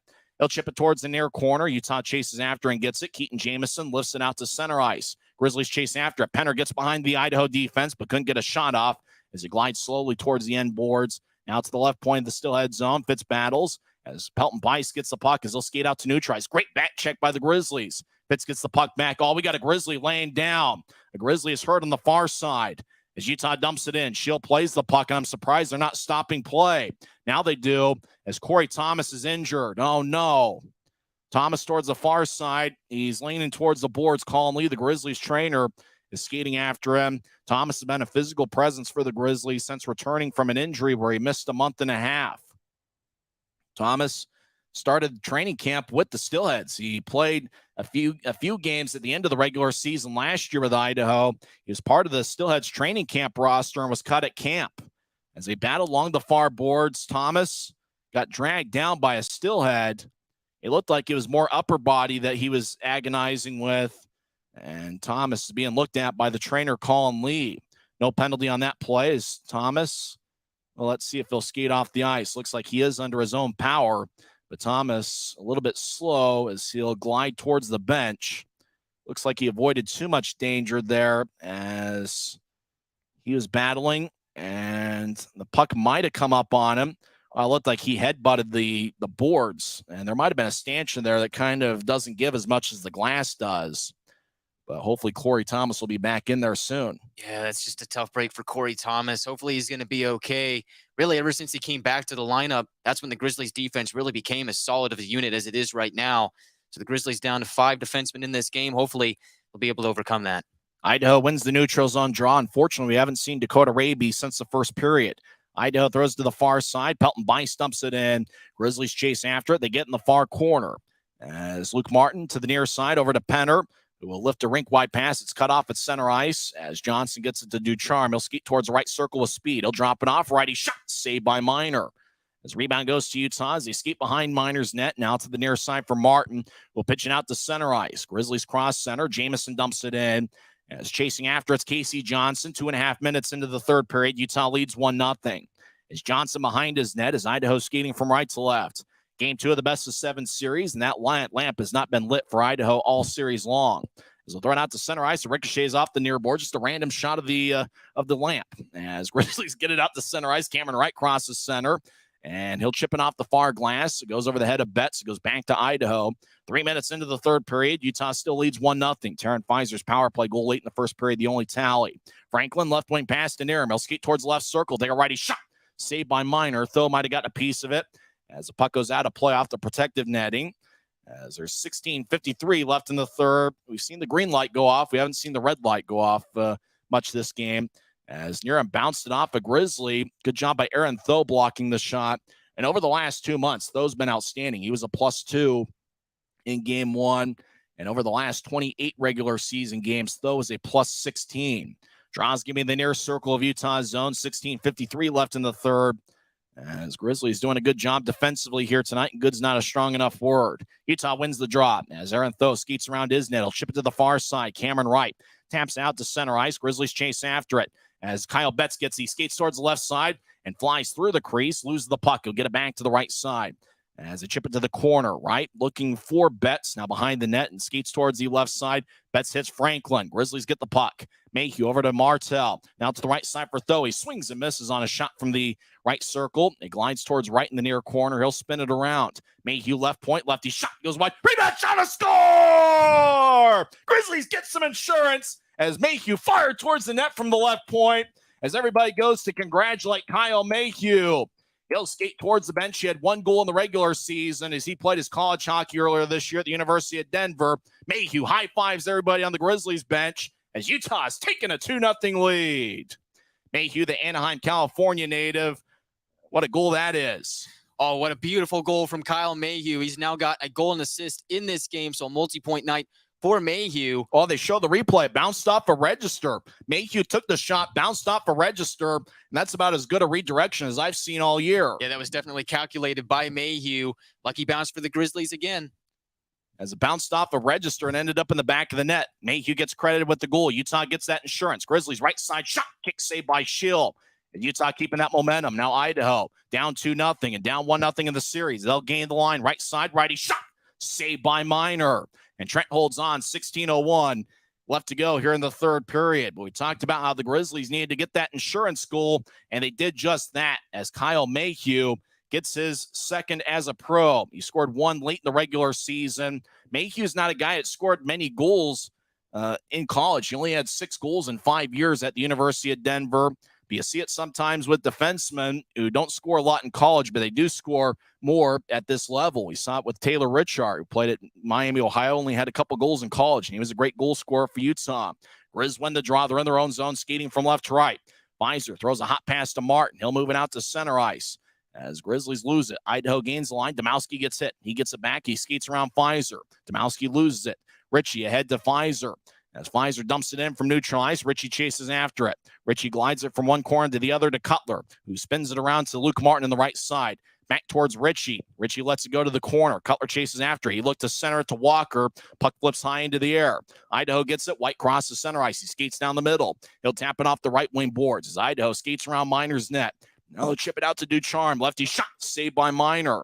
Grizzlies throw it to the left point. Idaho keeps it in. Heiskanen throws to the corner for Ducharme. Utah pokes it back as Heiskanen gets spun around, no call. Idaho looking for a wraparound. Shot saved by Miner. And Trent holds on with 15:08 left in the second period. As Kyle Mayhew got the goal, let's see who got the assists. Cameron Wright and Aaron Tho got the assists on the Kyle Mayhew goal, scored 3:39 into the third. Well, the Steelheads are in panic mode right now, Tyson. I mean, the Grizzlies scored that second goal, and then, like they did on the first goal in this game, were able to take that momentum and just run with it. Really have the Steelheads on their heels right now. For the Grizzlies, they've done a great job of just rallying behind that goal. See if they can get another one here. Draws in the far circle. Utah leads 2-0. 15:08 left in the third period. Both teams have 4 days off before Game 3 at Maverik Center on Wednesday night. As the draw won by Idaho. Right side, Ducharme, lefty shots blocked. Puck goes to the near corner. McDonald tackles an Idaho player. Idaho keeps their feet. Betts battles with Zach Walker. Betts goes down, no call. Walker looks to center. Now right side, Idaho righty shot, and they score. Steelheads get on the board as the puck ended up on the right side. Cody Heiskanen found himself all alone. And just like that, the Steelheads tally their first goal of the series. As Cody Heiskanen skates over there, Justin Ducharme's going to skate towards the penalty box as Ducharme gets the crowd fired up. As Idaho gets on the board, Cody Heiskanen he just found himself all alone to the right side. He had 5 goals in 61 games this season as the Steelheads get on the board with 14:54 left in the third. Well, for the Grizzlies, it had to happen at some point, and really just puck trickles over to Heiskanen, who was wide open. And he just takes that shot, goes over the shoulder of Miner, and now it's a 2-1 game. So that goal for the Grizzlies, that second one, is proving to be quite critical right now. But the Grizzlies need to find a way to turn the tides and get the momentum back in their favor. It's 2-1 Grizzlies. We didn't see Justin Ducharme celebrating with his teammates. Ducharme got a penalty, and so did Cameron Wright, as something off the whistle transpired. Ducharme and Wright must have tangled up after the goal got scored, and the referee's talking with the scores table. Wright's in the box for Utah, and Ducharme is in for Idaho. So we never did get to see what happened, but we did see that Justin Ducharme did not join the celebration line, as Ducharme and Cameron Wright must have mixed things up off the screen. So maybe we'll skate 5-on-5 or maybe 4-on-4 here for 2 minutes. As there's 14:54 left in the third period. Cody Heiskanen just found himself all alone on the right side on kind of a scramble play. As draw's going to be at center ice. For the Grizzlies, that insurance goal by Kyle Mayhew, that proved to be huge as Idaho responded with a goal of their own. 14:54 left in the third, and we still are looking for the details on the Idaho goal. We'll have to count bodies to see if we're skating 5-on-5 or 4-on-4. As Ducharme's in the box for Idaho and Cameron Wright for Utah. As looks like we're taking some time before the face-off at center ice. As Miner was towards the right, the puck ended up on the right side, just kind of went through Trent Miner. Might have gotten redirected on the way to him. I'm not sure. They're taking a look at it. It's almost like there's a little bit of a hesitation before we restart play. I don't know if there's anything they're going to look at, any sort of video replay that would do anything except for calling a goal. As we're back to live action, 2-1 Grizzlies. Idaho gets the puck as they'll bounce it off of Misiak at center ice. Colton Keller collides with Kyle Betts as Idaho looking to tie things up, and the Grizzlies looking for some more insurance. It goes to center ice as Misiak gains the line. He gets spun around by Mayhew as Grizzlies tapping off the far glass. Goes back to center ice. Betts takes the puck away as he skates towards the left side. He looks to center to Martel, but the eagle-eye linesman calls Utah for offside with 14:24 left in the third. Looked like Betts kind of hesitated towards the blue line, and now Idaho's crowd is crowding Jordan Martel, trying to rough him up a little bit. Register and company. You knew that with Zane Franklin being added to the lineup, replacing Jack Becker, that Idaho wanted to play a little bit more of a physical game. As Martel skated over there, Zach Walker in the area. Martel pushed Misiak after the whistle, and then Bardo skated over him.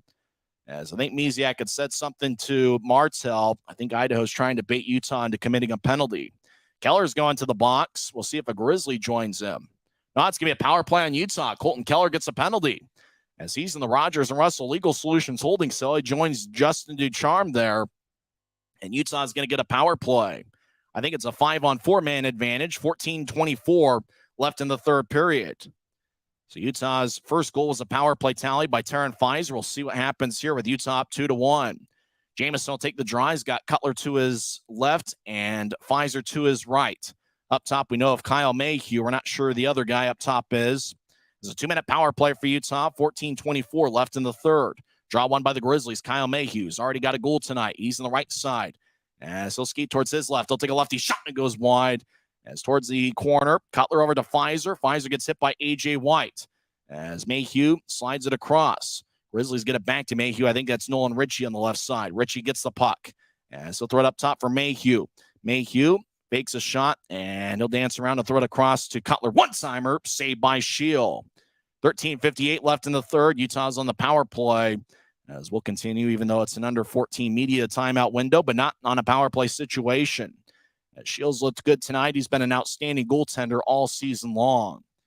Idaho had 3 outstanding goalies, and they've lost 2 of them to call-ups as Cutler took the shot from the right side. One thing you don't see much from either Kupski or Trent Miner is rebounds being allowed. No second chances, or very few of them here in this game. Jamison will take the draw on the near side. 1:34 left in Utah's power play. 13:58 left in regulation. Utah leads 2-1. They got goals from Taryn Pfizer and Kyle Mayhew. Cody Haskinen found the back of the net about a minute ago for Idaho. Steelheads win the draw. They clear it out. As Trent Miner will outlet it out to Kyle Mayhew, still in the Grizzlies. Mayhew skates towards the near side. Now he gets to the Utah blue line. He'll drop it off as Cutler feeds it across to Pfizer. Pfizer led the Grizzlies with 12 power play goals this season. Pfizer down the middle, wearing number 8 in the protective visor. He'll throw a left wing pass to Mayhew, dumps it in. Pfizer chases after it. He goes down as he collides with Casey Johnson. Pfizer gets back to his feet. Puck in the far corner as Johnson battles with Ritchie and Pfizer as Idaho trying to carry it out of the zone. As they get back checked, puck goes to center ice. Now to center. Zach Walker tried to overpower it, and he did out of the zone. Grizzlies get it back as Fitz at center ice, skates along the red line. He'll drop it off. 42 seconds left in Utah's power play. Walker's on the ice as Mayhew back at the Utah blue line. He'll chip a near wing pass to Fitz, who will dump it back to Mayhew as the Grizzlies will restart the attack. Mayhew skates around Miner's net. As Mayhew, less than 30 seconds left in the power play, enters the zone. Right wing pass to Fitz. Fitz skates towards the right circle. Take a righty shot, and it goes wide. Puck glides along the far wing boards. The Rooster chases after it, and he gets it Utah's blue line.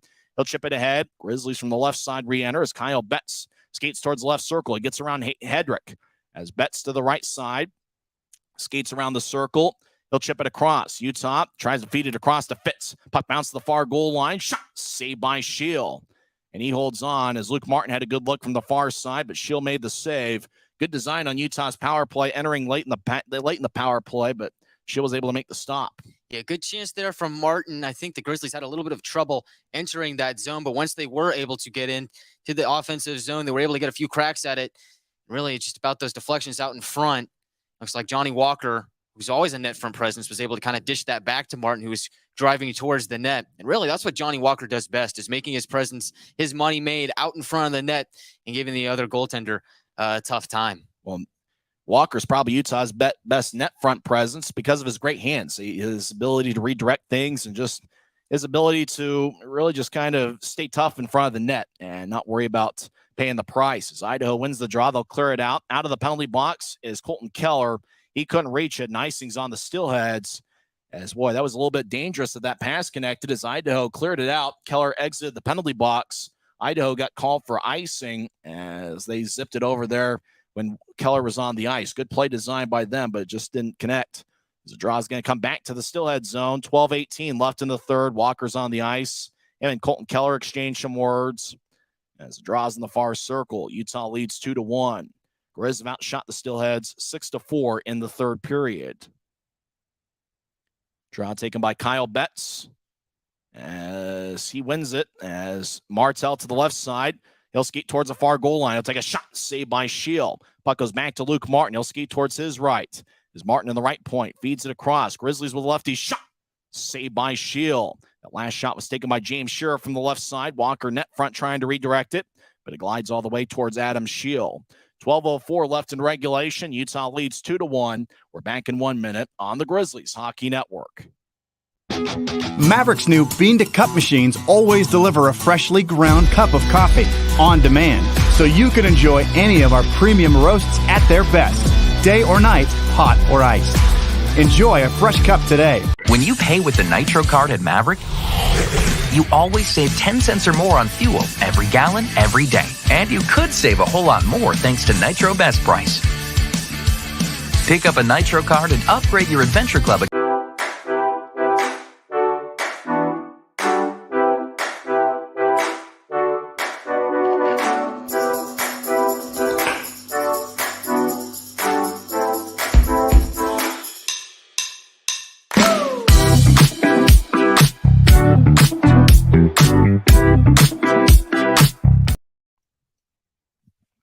Utah leads 2-1.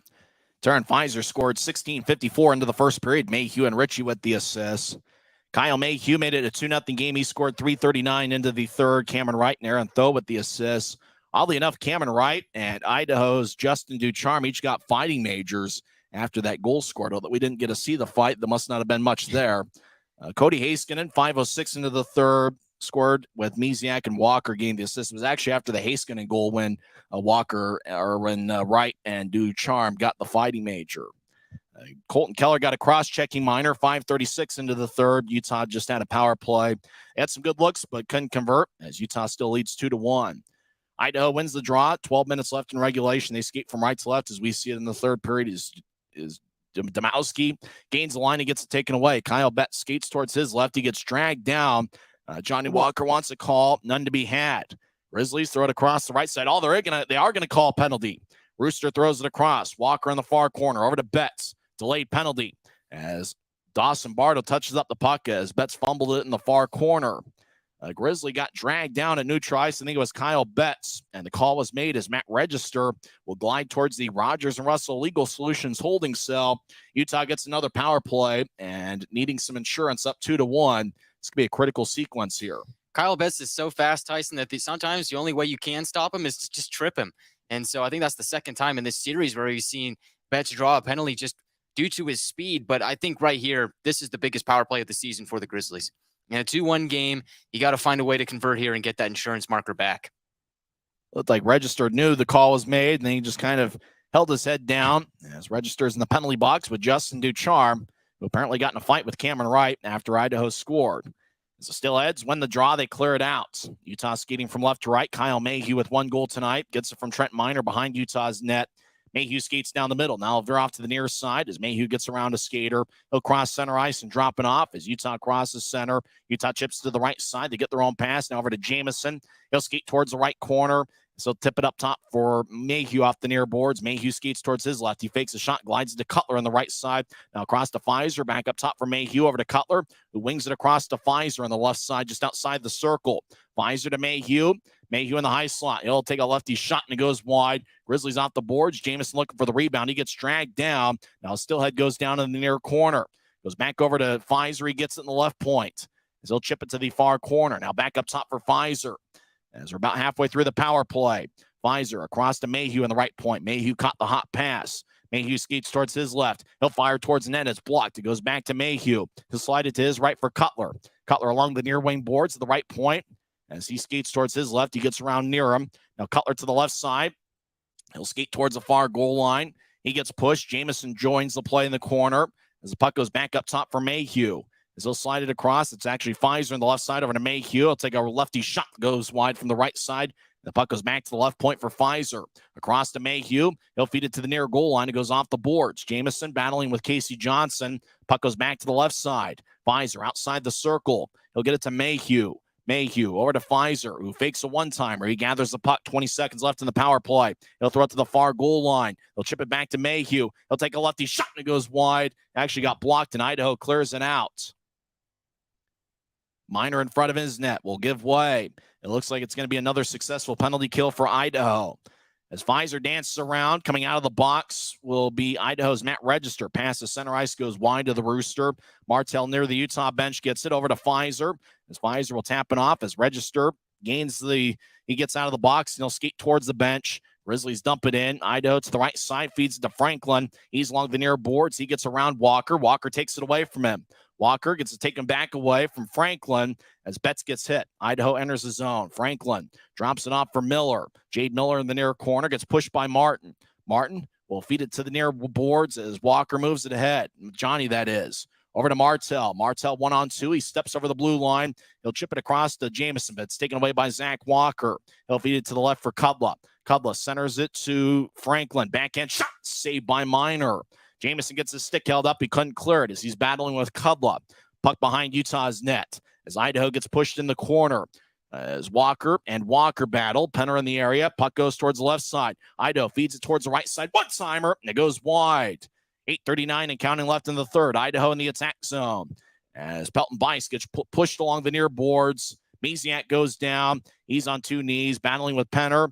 As Martell gets it. The Rooster gets to center ice on the near side. He'll dump it in. As the Steelheads will reset. As the Grizzlies make a line change. 8:20 and counting left in the third. Hedrick skates down the middle. He was the league's defenseman of the year. He gets around Brandon Cutler. He gains the offensive line and chips to the corner. Corey Thomas is back on the ice as he was hurt earlier. Connor McDonald gets it as Thomas won a one-on-one battle. Left side Misiak shot and it's blocked. Grizzlies skate to the right side, but the puck trickles in front of Pfizer too far. Idaho gets it back to center ice as the pass connects as Domowski skates into the zone. He gets pushed by Thomas. Thomas gets the puck and moves it ahead along the far wing boards. They tip it over to the slot. Taryn Pfizer gets it. He skates towards the right circle. Take a shot. Saved by Shield. Rebound goes out to the point as Idaho feeds a blue line to blue line pass. It connects for Pelton Bice. He'll skate towards the corner. Good defensive play by Mayhew as he battles with Bice. Puck spins to the near corner. Goes to Utah. 7:32 and counting left in the third. Utah still leads 2-1. As Though gets the puck at center ice. He overskates it. Domowski skates in from the left side. He gets dragged down. Pfizer goes down. Domowski gets his stick back. He'll enter the zone. He gets around Ritchie. As Domowski feeds it to the corner, he gets his own pass. Sharp angled shot saved by Miner. Grizzlies get the rebound as Though skates along the far side. He'll carry it out to center ice and dump it in. 7:08 and counting left in the third. Idaho gets the puck. Time can't run fast enough for Utah. As Register will chip it to the near side. As A.J. White will move it out to center ice. It glides along the far wing boards. Idaho gets it, and they dump it in. Miner behind his net will feed it over to Luke Martin on the near side. He'll chip it over to Fitz. Dylan Fitz will lift it in the air. Chasing after it's Casey Johnson. He gets it in the Steelhead zone, near circle. Johnson behind Idaho's net. As the Steelheads reset. Johnson feeds to the far side. As Idaho from right to left.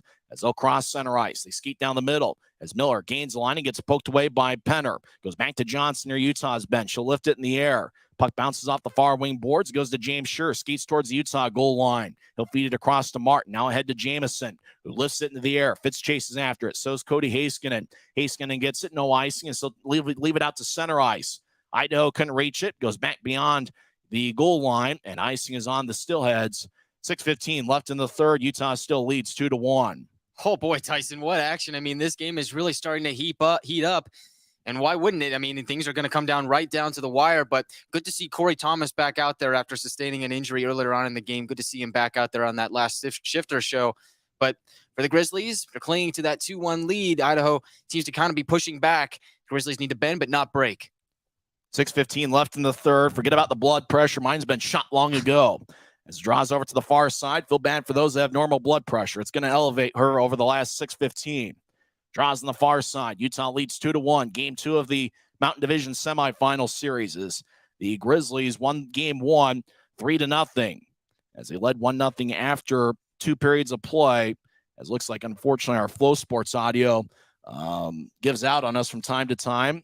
As Miller is taking the draw against Kyle Betts on the far side. Utah's outshot Idaho 8-2. In the third period, both teams have 27 shots. 6:15 left in the third. As a drop, Miller loses a stick, or Betts loses a stick. Grizzlies get it right. Shot saved by Shield. Rebound goes to Idaho. Good look by Cameron Wright as Idaho lifts it in the air. It goes to neutral ice. Luke Martin gets it center ice. He'll feed a left wing pass to Martell. The Rooster dumps it to the corner. Martell's got a point in 11 straight games. It's on the line. He hasn't scored yet this evening. As Idaho will throw it into the Grizzly zone. Shearer chases after it. Idaho makes a line change. 5:50 and counting left in the third. Utah leads 2-1. As Martin lifts it out to center ice, it goes to Ritchie. Ritchie with the left wing pass to Martell. It connects.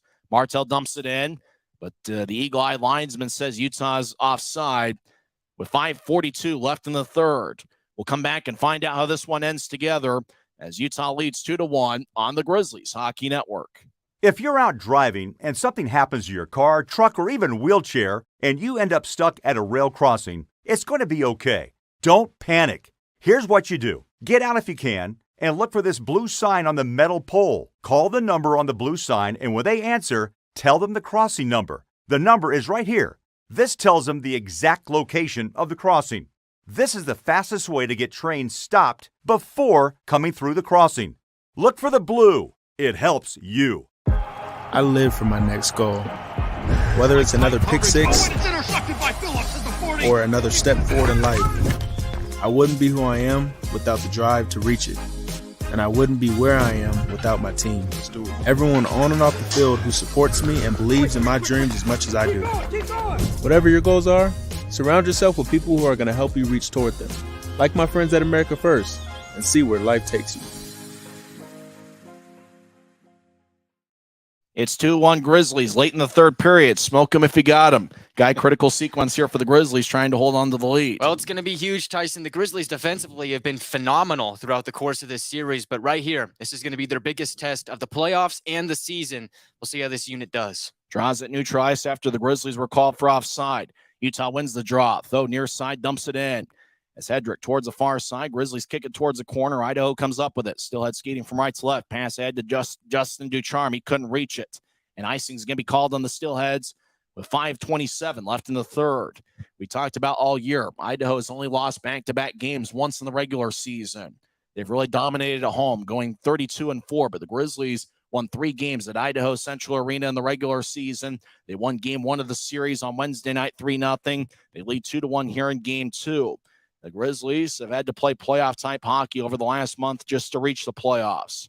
Draws to the far side, taken by Jamison, and won by Idaho as they'll skate around Adam Shield, the Idaho netminder. Justin Ducharme with the rink-wide pass. It goes to center ice, right wing. Idaho dumps it in, takes a funny hop off the ice as Mayhew moves it ahead. Idaho keeps it in right side. They'll chip it across. Wade Murphy couldn't reach it. Over in the corner. Now Murphy gets these behind Utah's net, looking for the Michigan move. Instead throws it up top for the right side for Hedrick. Hedrick dances around. A Grizzly player falls down. Hedrick skates towards the right circle. Take a righty shot that's blocked by Mayhew. Puck goes back to Hedrick. He couldn't keep the line. It goes to center. Grizzlies get it. 2-on-1. Utah chips over to the left point. Shot saved by Shield. As Idaho gets the rebound, Owen Hedrick throws it to the near side. As Register moves it ahead to bounce off the far boards. Grizzlies get it neutral ice. They'll move it to Jamison. Jamison skates towards the left circle. Take a righty shot and it goes wide. As Idaho towards the near side, will tap it out to center. It goes back to McDonald at the Utah blue line. He'll chip it ahead. Haskinen over to Zane Franklin, who crosses center ice. He dumps it in. Miner behind his net, chips it around the boards. It goes past Jamison. Bartle to the left side. Misiak fires towards the net, and it goes wide from the left wing. Far corner. Penner moves it out as Idaho couldn't keep it in. Bartle will chase after it. He gets it at the Idaho blue line. Bartle moves it out to center ice. Idaho resets. Franklin gains the line to the far side as he gets pushed by 2 Grizzlies. Franklin skates towards his left. He'll chip it across. Utah picks it off. Martell crosses center ice. He'll skate towards the right circle. Take a righty shot. It goes wide. Puck glides towards the far boards as Martell was looking for some insurance. 3-on-2. Idaho steps over the offensive line. Pelton Bice gets it taken away. Grizzlies' defensive effort's been unbelievable this series. Cameron Wright lifts it across. He was the one that made that great defensive play. Utah spins it around as Keller collides with Wright behind Idaho's net. Steelheads get the puck. 3:33 left in regulation. They'll move it ahead. Pelton Bice couldn't handle it as Wright dumps it back in. Shield behind his net. Both teams make a line change. Utah leads the series 1-0. They lead 2-1. 3:20 and counting left in the third. As they'll feed it over to the near side to the Steelheads. Casey Johnson crosses center ice. He'll wrap it around the boards. It goes to the right side. And the puck chips towards the right point. Idaho couldn't keep it in. Grizzlies skate towards the left side. I think that's Nolan Ritchie. He'll take a lefty shot. Saved by Shield.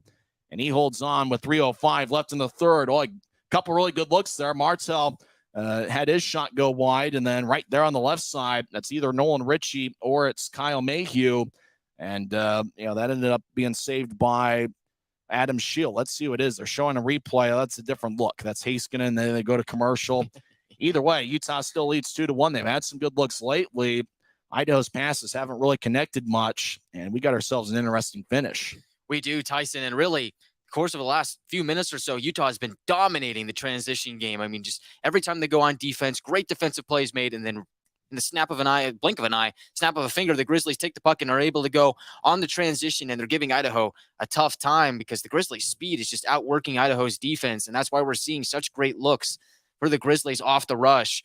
And really, that's what you want to see right now because Idaho is pushing, trying to get that next goal. The Grizzlies are just taking the puck away, and they're finding their way into the Steelhead zone.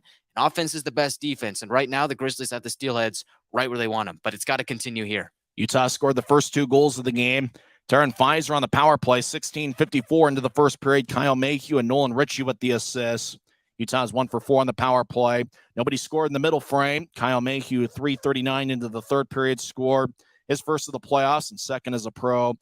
Cameron Wright and Aaron Tho with the assists. Idaho got on the board, 5:06 into the third. Haskinen with his first of the series. Misiak and Zach Walker with the assists. Utah's outshot Idaho 11-6 in the third period and 30-27 for the game. Draws in the far circle of the Steelhead zone. Idaho wins the draw. They're skating from right to left here in the third period. They lift it high into the air. It bounces in Grizzlies territory as Utah in their own zone as they'll chip it towards the near corner. Utah tries to clear it out. A.J. White keeps it in. He'll throw it to the near circle. Puck bounced off a couple sticks and rolls towards Trent Miner, who covers up in the crease with 2:49 left in the third. Trent Miner is going to need to come up big, and the Grizzlies, who have been outstanding here in the first 2 games of this series, need to come up with a big third period effort here to secure victory. Yeah, Miner's been great, Tyson, but the Grizzlies need to have a great effort in front of them, and they've done just that through the course of the first 2 games. But right here, it's critical that they maintain that, what they've built throughout the first part of this series into now. So you see the net is open for the Steelheads. See if the Grizzlies can take advantage of that. 2:49 left in the third. 2-1 Grizzlies. Idaho's net's empty. Grizzlies win the face-off. They fire towards the empty net, and they score! Grizzlies score! Utah gets an empty netter with 2:42 left in the third. It's the Grizzlies 3 and the Steelheads 1. Big face-off won by the Grizzlies, and then somebody fired towards the empty net as it's now a 2-goal margin. Big-time face-off win by Jamison. He ended up on his keister. And the puck ended up, I still can't see who it was, but they fired towards the empty net and slid it past the goal line. It's the Grizzlies 3 and the Steelheads 1. Still plenty of time left in regulation. Big-time gamble by Everett Sheen to pull his goaltender with just less than 3 minutes left in regulation. How's that for playing a 200-foot game, huh? The Grizzlies win that draw. Great win for Keaton Jamison. Really had to muscle his way towards that puck to win that draw. And the Grizzlies just took that gamble, fired it from their own zone, and they were able to cash in. According to the box score, it was Dylan Fitz that scored on the empty net. Jamison with the assist. As Idaho wins the faceoff, they dump it in. 32-35 and counting left in the third. 5-on-5 skating. Left point shots blocked. Now Idaho feeds it towards the side of the net. Now they glide towards the far side. Fitz, who apparently scored that empty net goal, battles. Keaton Jamison gets knocked down. As Idaho's net's empty once again. 2:20 left in the third. Jamison's on his side as he's laying towards the far wing boards. Puck is pinned towards the wall. Now the referee blows the whistle. Fitz will take the draw. Jamison in the area. 2:15 left in the third. It's not quite over yet. There's still plenty of time. But the Grizzlies got that big empty net goal, and I was a little bit surprised to see the net empty with that much time left in regulation. Draw's going to be in the Grizzlies zone. 2:15 left in the third. Well, you talk about David versus Goliath type of scenario. Idaho had the most wins in the regular season of any team in the league. Grizzlies battled hard to reach the playoffs as they were outstanding the final 2 months. Everett Sheen, the Idaho head coach, looking for answers with a bald head as goes back towards the far side. Idaho wins the draw. They'll slide it over to Cudla on the left side. As it goes to the high slot, Hedrick feeds it to the far side. Lefty shot and a score. As Idaho fired away from the right side, it's now a 1-goal game. As Ty Pelton-Bice scores from the right circle, he skates to the bench first. Boy, that empty net goal, you talk about how critical that is now. It's 3-2 Grizzlies as Ty Pelton-Bice high-fives everybody on the Steelheads bench. Cudless slid it to Hedrick. Now it's a Pelton-Bice on the right side. And well, just one of those didn't get redirected, but just kind of slid past Trent Miner. 2:05 left in the third. It's a 1-goal game again. Yeah, and I think Miner might have been screened out in front. There was a steelhead in front of him, and maybe he got shadowed or eclipsed by his own man, James Shearer. But nonetheless, I don't think he really got full sight on that puck. You're right. That empty net goal now is huge. It's a 3-2 game. 5-on-5 Shills in there now. Idaho wins the faceoff. They throw it to center ice. As Betts gets it, the Utah blue line. He'll throw it back to Luke Martin. Less than 2 minutes left in regulation. Utah leads 3-2. As the Grizz cross center, Kyle Betts 2-on-2, gains the line. He veers off to the left. He'll take a lefty shot. It's blocked by Hedrick. 1:45 left in the third. Idaho skates around Shill's net. Shill's still in there as Jade Miller will slide it in front of Idaho's net to Hedrick. Now to Cudla. As 1:36 is counting left in the third. Cudla throws a right wing pass to Keller. He'll bounce it off the far boards. Sure, bounces it off of Keller. Goes deep in the Grizzly zone towards the end boards. Utah slides it across. Cudla at center ice. Idaho's net's empty again. 1:23 and counting left in the third. Idaho at neutral ice. They're at center. They skate along the red line. They'll chip it off the near wing boards. Luke Martin gets it. He'll move it out towards center ice. Visor over skates it as he couldn't handle it. Goes to Miller. He crosses center ice. He'll wrap it around the boards. Miner stays in net as Pelton-Bice collides with Martin. About 1 minute left in regulation. Battle along the near wing boards. Grizzlies get it. Luke Martin lifts it towards the left side. Cudla kept it in. Now Hedrick, high slot, righty shot. Saved by Miner. Rebound goes towards the near side. As Cameron Wright gets it, lifted over the head. It goes to center ice, cut off by Idaho. Still has a neutral ice. 48 seconds left. Idaho's net's empty. As Ducharme crosses center ice, he'll chip it over to the left side. Grizzlies pick it off. They'll fire towards the empty net. It goes wide. Actually didn't get anywhere near the open net. And icing is on the Grizzlies with 38.9 seconds left in the third. Furious rally by Idaho trying to tie it up here in game 2. Yeah, didn't get a look at who was the one who iced that puck, but it definitely was a panic move as they hadn't gained the red line, kind of just trying to swing the puck back into the Steelhead zone. He's got a little bit too much mustard on it. Instead, ices the puck. Tough break for the Grizzlies. Critical moment here. We saw Jamison win a big faceoff earlier. Can the Grizzlies win a big faceoff here again? Taking the draw for Utah. I think that's Keaton Jamison again. And for Idaho, it's Justin Misiak. 38.9 seconds left. Utah leads 3-2. Idaho wins the draw. Bardo over to Wade Murphy. Left wing shot. Saved by Miner.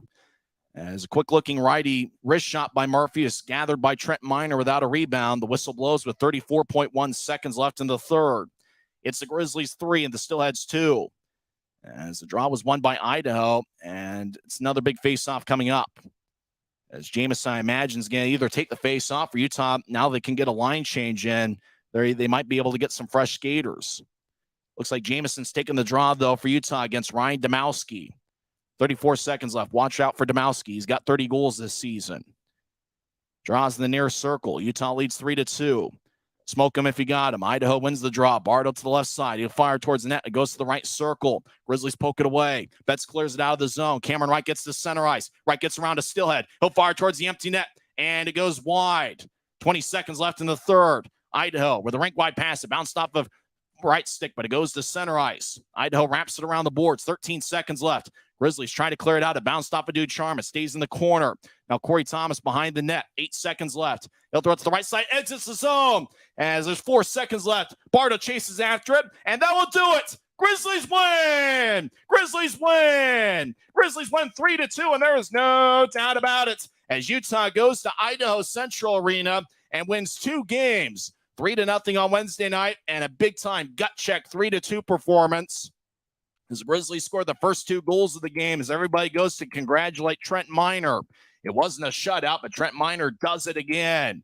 And what a heartbreaking loss for Idaho and for the Grizzlies. The best of 7 series, they win 3-2. And you think about the next 3 games being at Maverik Center, the Grizzlies really have a golden opportunity to defeat Goliath here in the best of 7 series. That was a gut check, and the Grizzlies had to come up with a big-time effort. Jamison, who won that faceoff that led to the empty net goal that was scored with less than 3 minutes left by Dylan Fitz.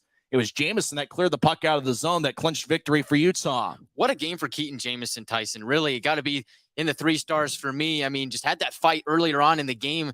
Had to go to the locker room, get a patch up, able to come back out there, and 2 critical faceoff wins for Keaton Jamison late in this game.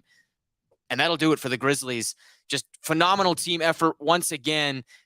No doubt about it. Although our blood, we're going to have to check our blood pressure. That was crazy, but never a doubt. Not for the faint of heart. Grizzlies hockey, best show in town. Grizzlies are on the hunt for the Kelly Cup, and they've got a 2-0 series lead. Both teams will have 4 days off before Game 3 on Wednesday night. Sweet victory for the Grizzlies indeed. 3-2 the final score. We'll have the post-game report when we come back in 1 minute. Final score from Idaho Central Arena. It's Utah Grizzlies 3 and the Idaho Steelheads 2 on the Grizzlies Hockey Network.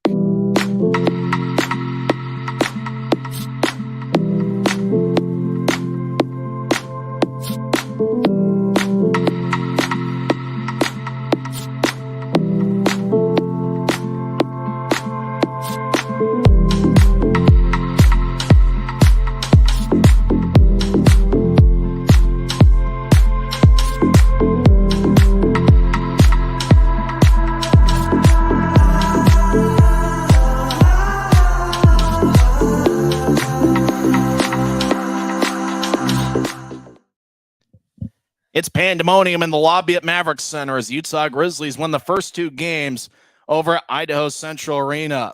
I'm Tyson Whiting here with Guy Chiarenza. I got to think that Everett Sheen's going to be kicking himself all weekend for pulling his goaltender with just under 3 minutes left. The Grizzlies got that empty net goal. He's going to be kicking himself because Idaho ended up scoring that second goal to really make things interesting. You think about it, if that doesn't happen, Idaho just skates 5-on-5. Maybe they pull their goaltender with 1.5 minutes left in regulation. I mean, who knows? I mean, obviously you're looking at a lot of things that, could have happened and didn't. But the Grizzlies really capitalized there. And that empty net goal, they needed that one as Idaho ended up scoring that second goal. But a furious rally. And we talk about, the play of Keaton Jamison, those glue guys, those role players. I mean, Jamison winning that faceoff that led to the Fitz empty netter. And then I think it was Jamison that cleared the puck out of the zone there to clinch victory. What an effort by Keaton Jamison. What an effort by Trent Miner. And if you would have told us before the series, Utah wins the first 2 games over at Idaho Central Arena. I mean, Utah has had some success against them in the past. You're talking about something where Utah comes home for 3 straight games with a 2-0 series lead. Wild finish, Tyson. As you mentioned, a lot of what ifs. What if Everett Sheen doesn't pull his goalie? They did get that second goal. Would have been tied 2-2 if he didn't.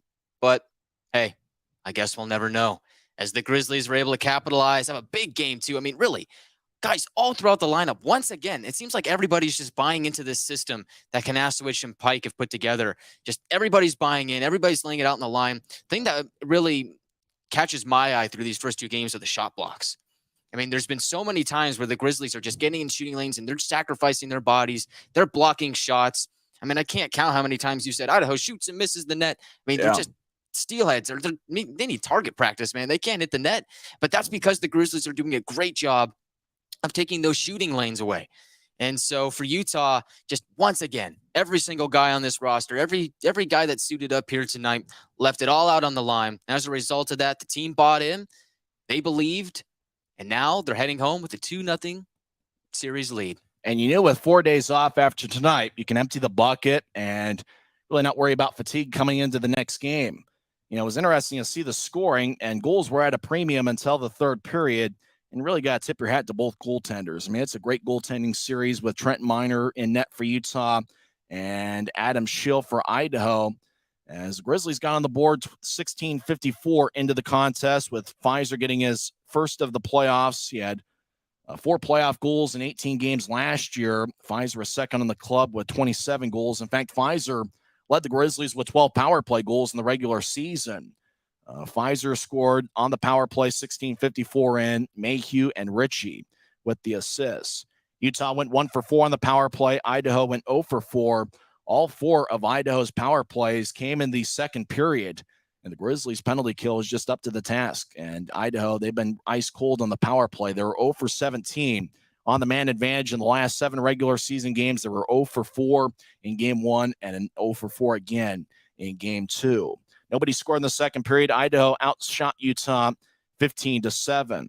Early in the third period, the Grizzlies extended the lead to 2-0 as Kyle Mayhew scored 3:39 in, with Cameron Wright and Aaron Tho getting the assists.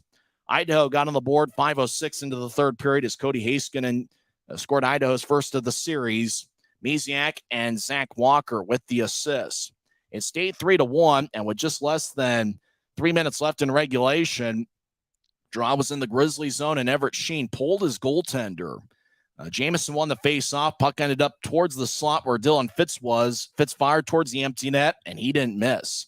That made it a 3-1 game, and it's kind of interesting when you think that Idaho responded with their second goal of the game with 2:05 left in regulation. Ty Pelton-By scored with Hedrick and Kudla getting the assists. So that empty netter with just about 3 minutes left in regulation, Grizzlies needed that. It was a 3-2 game. Idaho won a couple faceoffs there, but then towards the end, Grizzlies did a good job. I think on one occasion, maybe 2, in exiting and getting the puck out of the zone.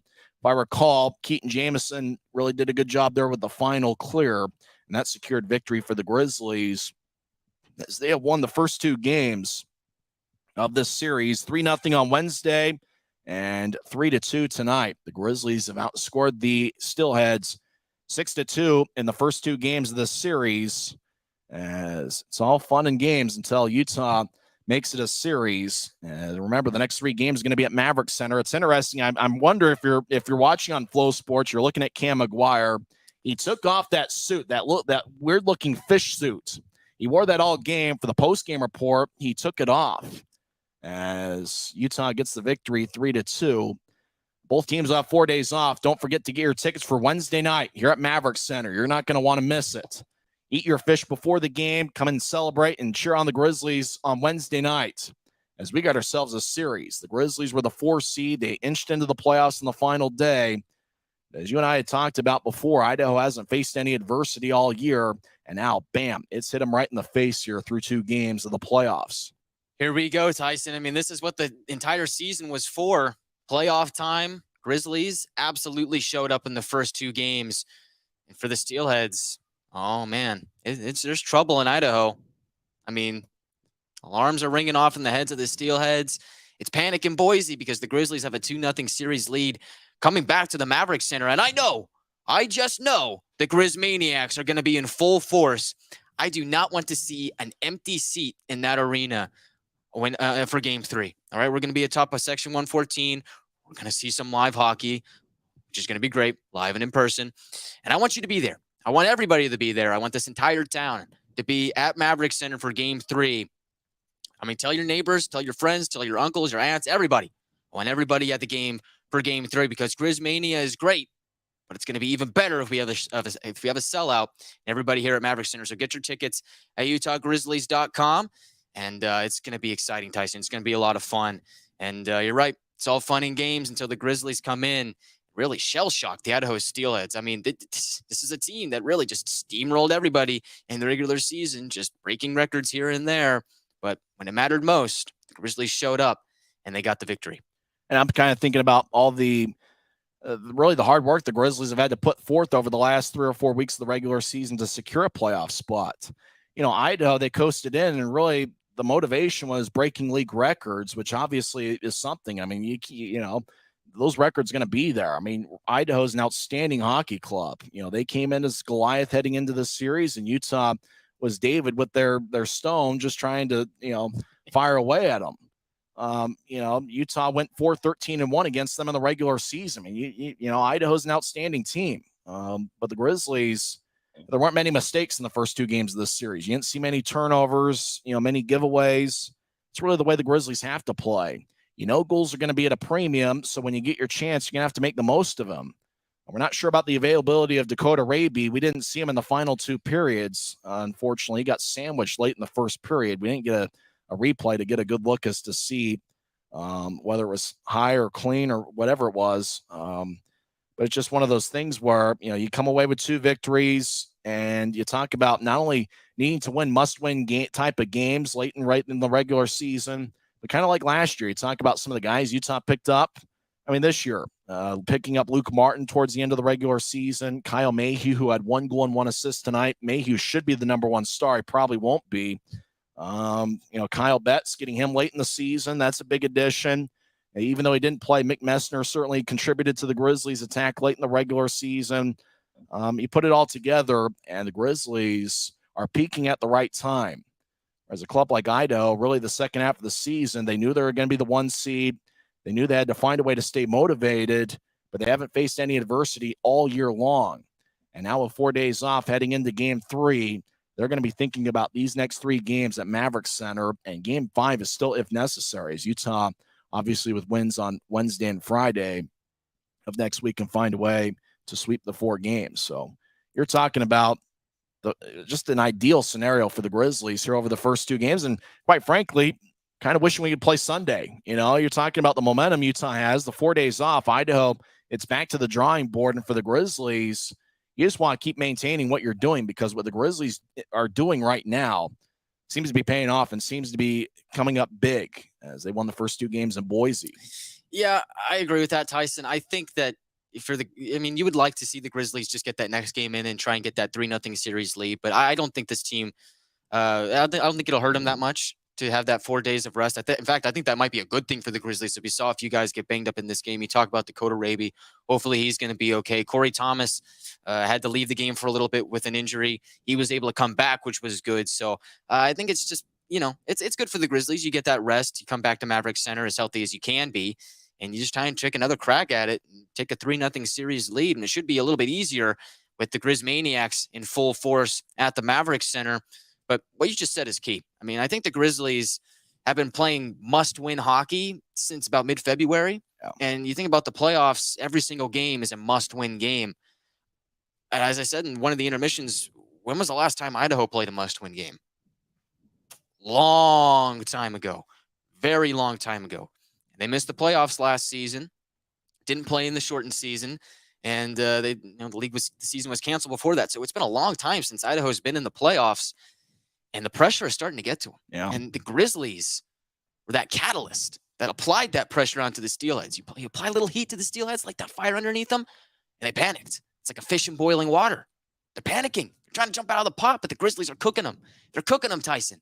And they're doing that because they're the more experienced team. They've been in this situation before. This is nothing new to the Grizzlies. They know exactly what they're doing. It's by design. Credit to Kanaswich and Pike. They built this machine, and it's a well-oiled machine. The Grizzlies are running well, and they're running hot. They'll carry that over to the Maverik Center for Game 3. And you can't underestimate the job that Ryan Kanaswich and Jared Pike have in putting this game plan together for the first 2 games. It was nearly flawless for the Grizzlies defensively. Now, Idaho did get a couple goals there late. Heiskanen got all alone on the right side and got one past Miner. Then Pelton Bison, a very similar spot on the ice that Heiskanen scored. He fired away from the right side and cut into the lead. But it's just one of those things where, Idaho, they're going to take a lot of shots, but I think the Grizzlies, we were concerned about the shot count coming into tonight's game. Idaho outshot Utah something like 43-24 in Game 1. But then you talk about tonight, the Grizzlies had a 12-6 edge in the first period. It was 2-1, and it felt every bit of that. Idaho did get some power plays in the second period that Utah didn't have, and so Idaho did get a 15-7 edge in the second period, and the power plays were a big part of that. In the third period, Utah 13-10 in the shot count. As Bill Walsh used to always say, you got to beat your man to the punch. You got to beat your opponent to the punch. It's a fight night here at Maverik Center. The Grizzlies did tonight, and really what they did in the first 2 games, they beat Idaho to the punch. They're winning those 50-50 battles, which normally usually go to Idaho. They were able to do, I don't want to use the cliche, they just did all the little things, but that's what the Grizzlies did tonight. And they have to do that against a team like Idaho if they want to come out on top. They were able to do all those little things. You talk about critical face-offs. Idaho won some of them, but Utah won just enough of them to get by. And that face-off that Keaton Jamison won with a little less than 3 minutes left in regulation, considering that Idaho scored late in the third period, can't underestimate the importance of that. Yeah, I agree, Tyson. It was all the small things, of course, paying homage to 2022 Stanley Cup champion Colorado Avalanche, our proud affiliate. And all the small things, Grizzlies were able to do that. But I really think that this game was one for the Grizzlies in the special teams battle. I think we can't overlook that. I mean, the Grizzlies did have a bit of a lapse in judgment in the second period where they let Idaho have a few cracks on the power play. The penalty kill stood strong. Fantastic work from the PK.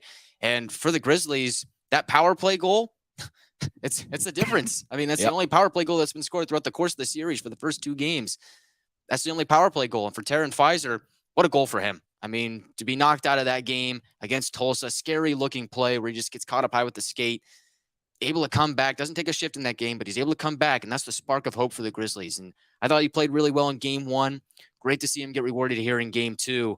And the Grizzlies are just heating up right now. I think this is just the beginning. I think it's time for a deep playoff run. I think the Grizzlies right now have what it takes to defeat the Steelheads. They got a really good chance to take care of business here at home. Things are going in the Grizzlies' favor right now, and I like what I'm seeing. But the special teams definitely played a big factor here tonight. Well, Wednesday can't come soon enough as Utah leads the best-of-7 series 2-0. Furious rally by Idaho. Both teams had 2 goals in the third period, but as you mentioned, that Taryn Fizer power play goal turned out to be the difference in the game. The only special teams goal, the Grizzlies did get an empty netter there, 5-on-6. That Fitz scored 17-18 into the third period. Well, it's going to be a fun weekend. And for the Grizzlies, it's some rest. And really for Idaho, it's back to the drawing board. And for the Grizzlies, you know, it'll be interesting there the first period of Wednesday to see what kind of adjustments Idaho makes. And it could end up being a series of adjustments here at Maverik Center. You know, and I think for Idaho, they know that they can win in this building. They've done that a few times this year. And for the Grizzlies, you just have to kind of maintain that defensive effort they put forth in the first 2 games. And really, the good thing is both teams will be fresh going into Wednesday's game with the 4 days off. And so for Utah, it's finding a way to kind of maintain what they got and see if they can find a little bit more scoring along the way. And it's one of those things, win or lose, I think you have to feel pretty good about the effort the Grizzlies are giving. Oh, absolutely, Tyson. And I think, let me just ask you this question. So say you're Everett Sheen. Yeah. You're now down 2-0 in this series. The adjustment that you made coming into this game was you bring in Franklin, try and get that physical boost to your team. Oh, it didn't work. So now what do you do?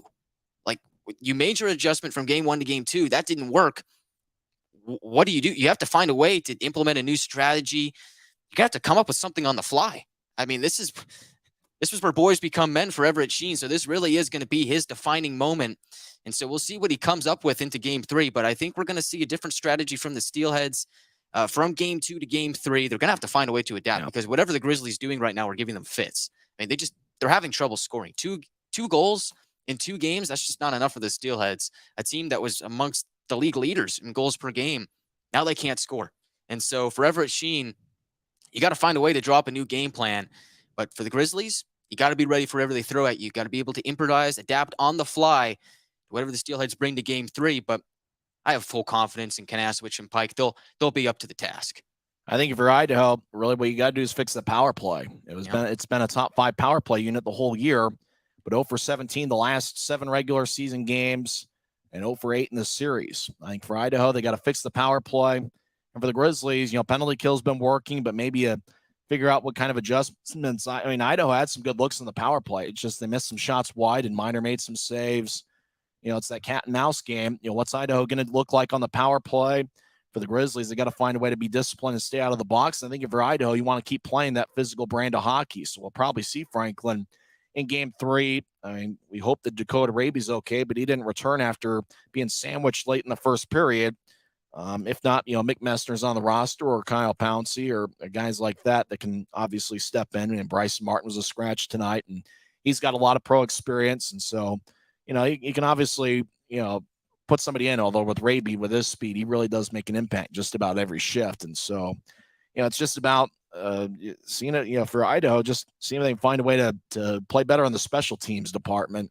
For the Grizzlies, I mean, obviously 1 for 4 on the power play, but you want to make sure that you continue, you know, putting together good scoring chances and good looks on the power play to see if they can find a way to maximize their power play production. Want to make sure Trent Miner continues to play the way he has. And for the Grizzlies, you want to not, you know, play mistake-free hockey because at the end of the day, Idaho's the kind of team, and a lot of great hockey teams are great at capitalizing on other teams' mistakes. That's the thing in the first 2 games. Utah hasn't made many mistakes for Idaho to capitalize on. So I think if Utah just kind of continues to play their game and kind of dictate the style and pace of play, I think they're going to be just fine.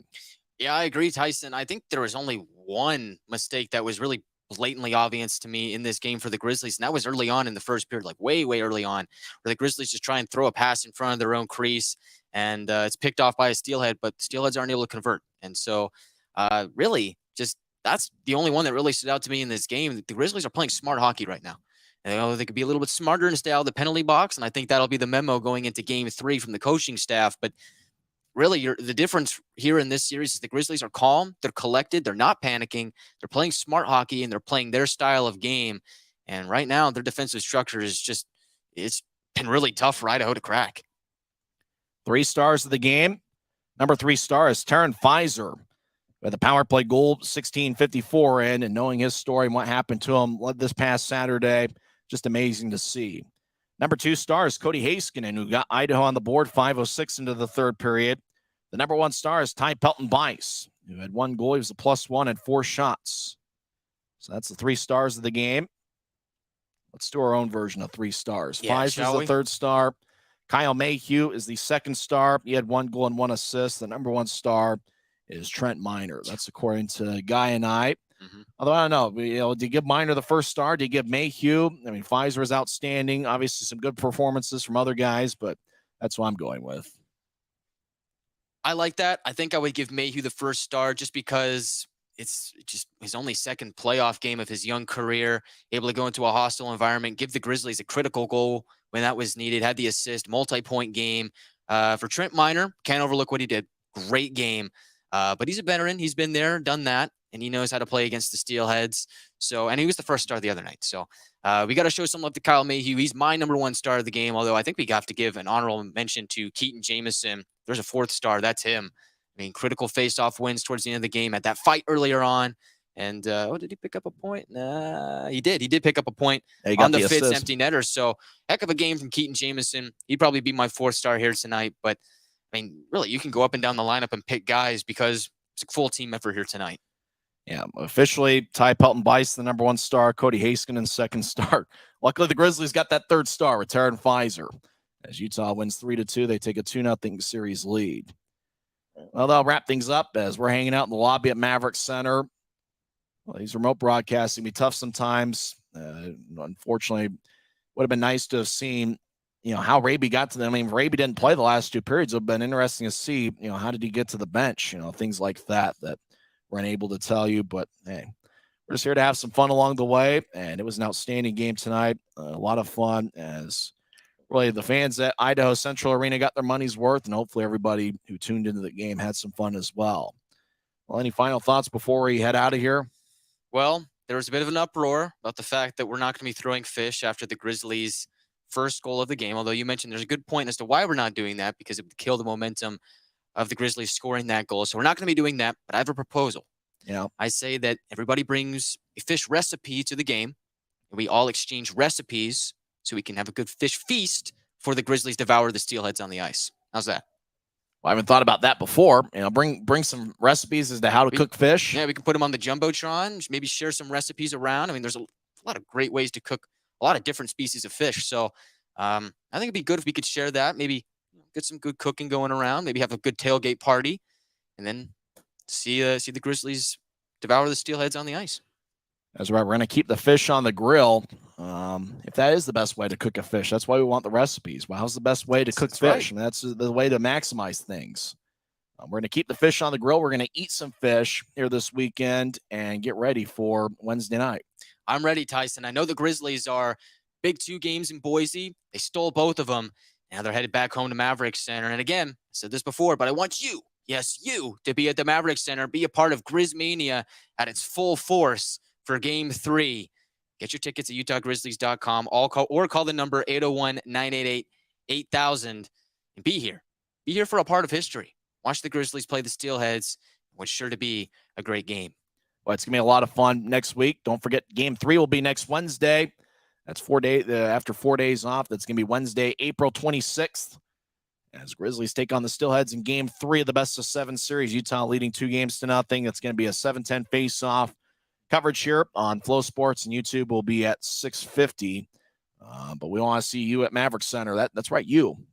I'm talking about you as well, Guy. Let's be here at Maverik Center on Wednesday. I'll be there. I'll be there as well on Wednesday. We'll all be there. And we are talking to you specifically on YouTube. We want to see you at Maverik Center. It's gonna be a lot of fun as Utah trying to slay the mighty Goliath in the best-of-7 series. Utah's got a 2-0 series lead.